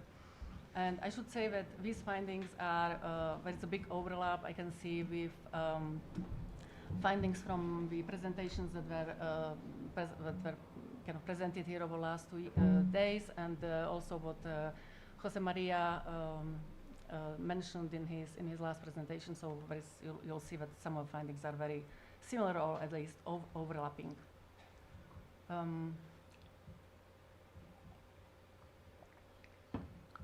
So there are 4 main findings. First of them is that history and context matter. So the types of governance structures in the different metropolitan areas that are included in our project reflect the local and the national context. And here we are speaking especially about the differences in constitutional provisions and legislation on the fact whether a country is federal or unitary, what is the revenue, what is the division of responsibilities between the levels of government, and assignment of revenue sources, and the history and politics of a country. So it is impossible to take one model from one country and then just place it somewhere else and expect that would work. There are a number of examples that were kind of resulted from these case studies. I just mentioned a few of them. For example, Toronto's metropolitan system reflects the Ontario's tradition of amalgamating municipalities. That's what happened in the case of Toronto. By contrast, in Vancouver, the metropolitan structure is based on a tradition of creating special purpose districts for service delivery, and that's how Metro Vancouver was created, as basically to share few services on a semi-voluntary basis. In Brazil, for example, I'm sure we heard, I actually missed the sessions yesterday, but I heard about Brazil. And so in Brazil, what is kind of conditioning metropolitan governance is the Constitution of 1988, which recognizes municipalities as autonomous entities, and on the other hand grants the responsibility to create, as was mentioned earlier, to create metropolitan regions to the state governments, and this results in the creation of a range of metropolitan structures with different features and arrangements. So for example, some of them have elected councils, others are only consultative. The second finding is that the metropolitan structures require political legitimacy. And so probably the best way to provide political legitimacy is by the direct election of councillors and mayors who are represented on the on the metropolitan region kind of managing structure. And this is because they are this way directly accountable to their constituents. Without this political legitimacy, what often happens is that decision making happens outside of a metropolitan structure at the local or state or federal level, and this is not ideal. So a few examples on that. For example, in Bern, Switzerland, there is an indirect election of metropolitan councillors, and this kind of causes that there is a lack of these kind of idea of thinking regionally. The councillors feel more responsible to their own constituents, and when they are reluctant, for example, to maybe raise taxes, to increase contributions to the Metropolitan Management Agency, or to support the redistributive policies like revenue sharing. Another example comes from India, from the Mumbai Metropolitan Regional Development Authority, which again is it's an unelected state body, so not directly elected councillors. And this one was created to oversee long-term planning, implement strategic projects, and finance infrastructure. Local governments retained powers for local services, but the regional authority plays a coordinating and supervisory role over regional projects. So what results from is that there is a lack of political accountability, which translates into poor quality services, inequality in the region, and greater risk of corruption. Next finding is that the metropolitan authorities need fiscal autonomy, and so international experiences suggest or show that the most accountable and responsible local governments raised most of their revenues from own sources. So the sources of revenue for metropolitan management agencies are own source revenues from taxes, user fees, and similar, or they receive intergovernmental transfers from higher levels of government. Now, since the transfers might not be stable, it's as I said, it's kind of shown that best performing metropolitan agencies are those that are able to raise most of own source revenues, and these seem to be the most successful and efficient. Now, which kind of revenues are most appropriate for metropolitan authorities depend on the context in which they are operating, but also what services they are providing. So, for example, it's been shown that user fees are appropriate for services such as water, sewer, and transit, but are not suitable for parks or libraries and similar. And two examples here from Brazil again and from Canada. So in Brazil, it seems to be that the weak financial frameworks leave metropolitan regions dependent on transfers, and this also undermines long-term planning, integration, and cooperation. And without stable revenues, these authorities remain advisory bodies rather than governing institutions. In Canada, municipalities rely on especially on property taxes, user fees, and transfers, and there are concerns raised that a much broader revenue sources would be necessary for them to be more efficient and provide services, better services, and more efficiently. Last, the fourth finding is concerned with intergovernmental coordination, and which requires all stakeholders to play a role. So for the process for implementing a metropolitan structure and for making policy decisions is critical to its success. Metropolitan governance, as was mentioned a number of times here, depends on the cooperation between the municipalities or among the municipalities that are part of a metropolitan region or area, but also cooperation between the metropolitan area and the federal or state, federal and state or provincial governments, and also it depends on the meaningful public participation. The role of federal and state or provincial governments is usually to provide the legislative framework for metropolitan governance and funding. And the legislation should actually promote, not discourage, the creation of a metropolitan governance area or model. The state and provincial governments need to be involved to give legitimacy to this process and the outcomes. And local governments in the metropolitan area need to be on board, especially the major city or the core city, which delivers a disproportionate number of services usually.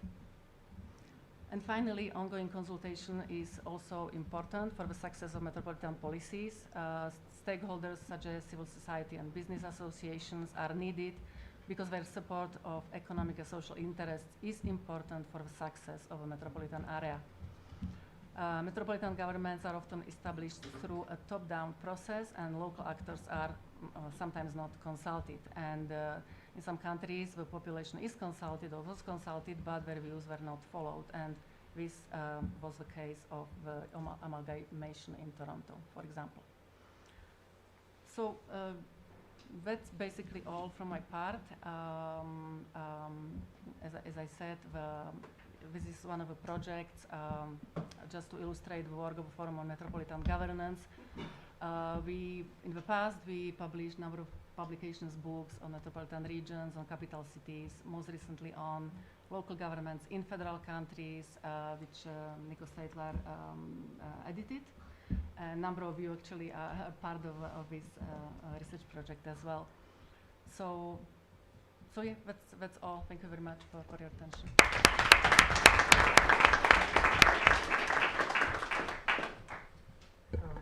Thank you very much. Now we're open for discussion. We're a little late of schedule, so the floor is open. Please, Raquel.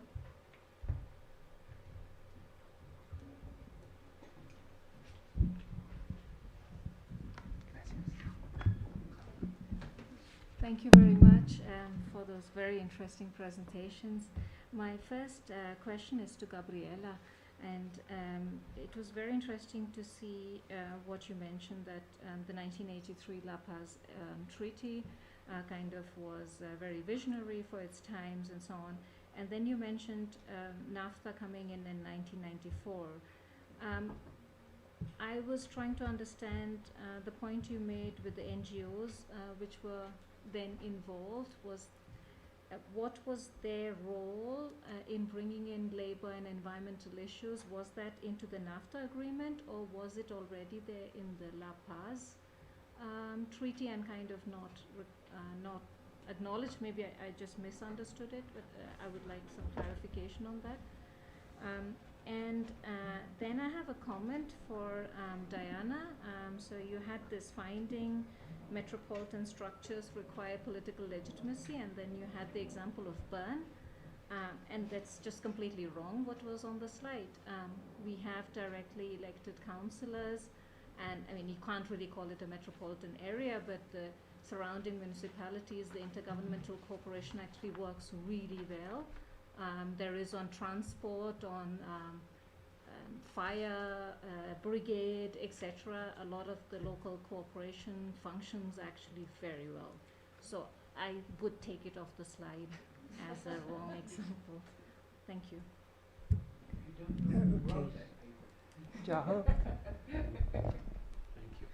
you. So my question is to Luke. So often it's said that identity politics stands in the way of coordination, that intergovernmental relations is very difficult in divided societies. But from your presentation, what I'm seem to gathering is that the nature of the identity politics also matters. While culture-based identity politics may make coordination difficult, but what you're saying, this place-based identity may actually make coordination possible. Okay. Would that be the case? Yeah. Thank you. Thank you very much. Now, Mario, please, briefly, and then we'll answer the questions in the same order that you appear. So. No, just a question also for Luke, so to clarify something which you mentioned. You said there's a coordination failure because of a limited level of tax autonomy. Is this related to the local or metropolitan areas, or is this also a general argument which is in the literature on, let's say, general terms of coordination between territorial entities? Luke, you have the floor. Yes, thank you. So just to respond to your question, that was the argument of the author I was presenting, that basically, so that when you have significant fiscal autonomy at the local level, and as a result you have a high possibility or capacity of divergent taxation level, then it creates pressure for coordination to avoid, for example, businesses or residents to move from one place to another. So that's the argument usually. And in the case of Ottawa and Canada in general, there's no massive distinct level of property taxation, for example, in between local government. So this is less of an issue that push local government to coordinate. So that's sort of the argument of the author I was mentioning. And he's right. He's right in that, to an extent about that. In terms of your question about identity politics is a good one. And I don't want to over-exaggerate the extent to which there's a strong sense of place-based Ottawa region identity. I think historically, undoubtedly, so up to the 1960s, the federal government was very concentrated in Ottawa. And then it was a decision to, partly inspired by fear about Quebec independence, to actually sort of decentralize or move some of the offices in Gatineau, which in some ways was successful to the extent that the Gatineau part is not very supportive of Quebec independence for good reasons, obviously. So the case I was trying to make, and it's very preliminary, is that there's been some structural change or that basically are, I think, contributing to a greater sense of place-based identity. And also the reality is the place-based identity of being a federal government employee. That's also something that links people across the border.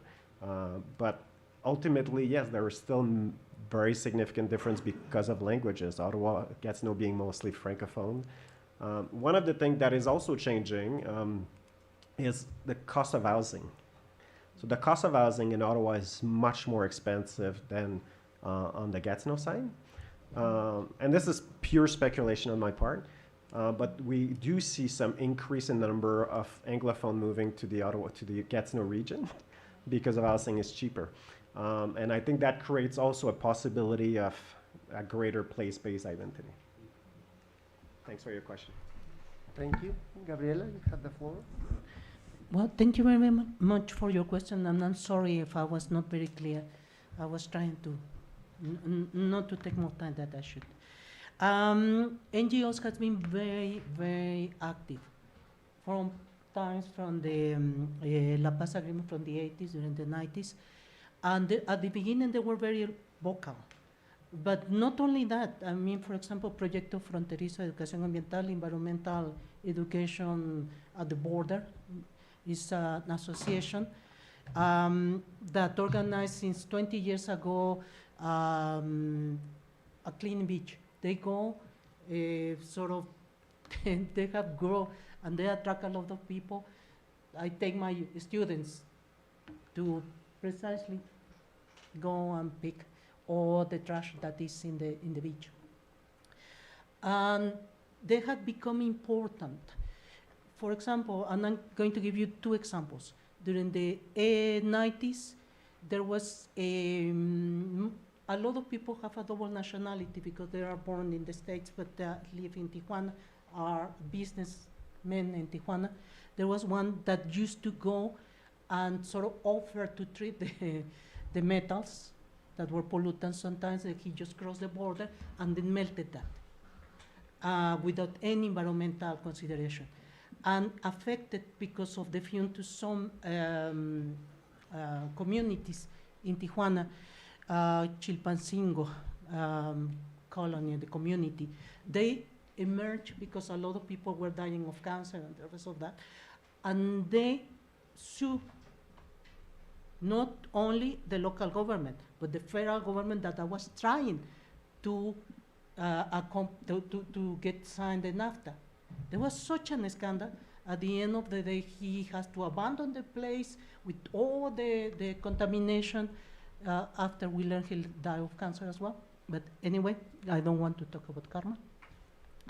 And that was a huge achievement, that it was by common people.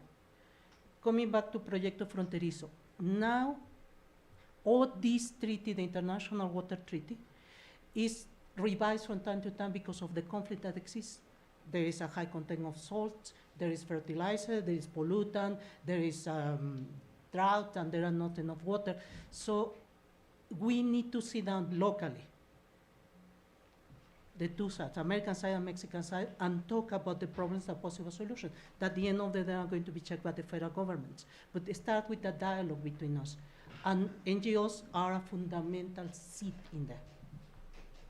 So yes, they have gained prominence and impact now.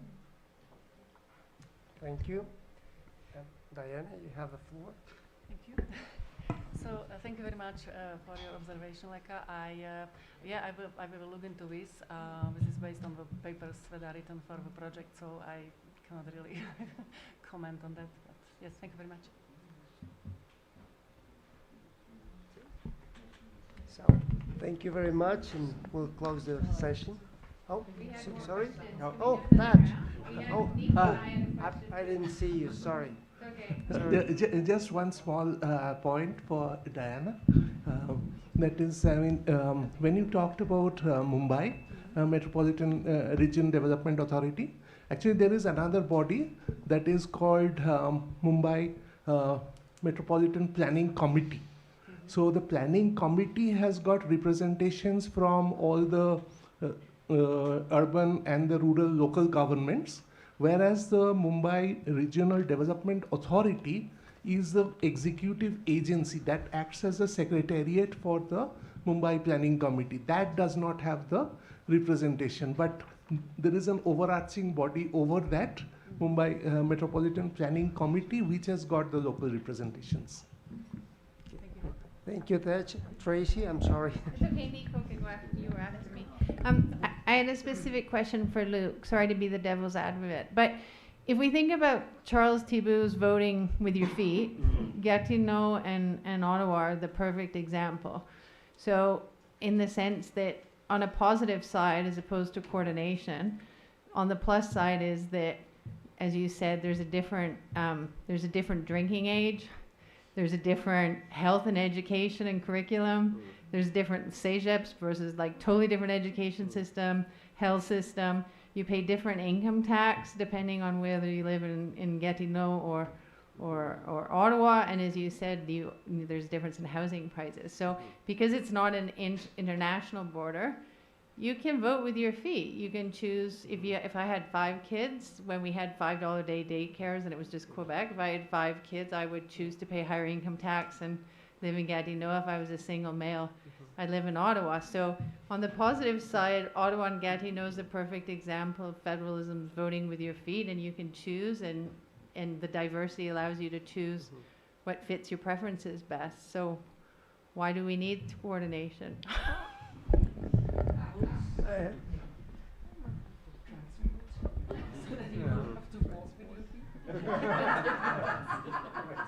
Are you going to ask? Oh, Luke, please. Yeah, no, I think it's yeah. But very quickly, so the argument here at first that I was presenting of the author is about local taxation, and how local taxation will contribute or not to coordination. But otherwise, you're right. I mean, and I always tell, I teach the course on the welfare state at my university, and I always say to my students, when your partner gets pregnant, you move to Gatineau, and you wait until your kid is 4, and then you move back to Ontario because you have free early childhood education, and then you have lower taxation. And I said, you do that if you're a rational agent, and then I showed them that that doesn't really happen in the real life.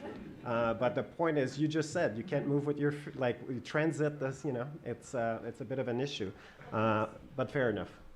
Yes, the police also.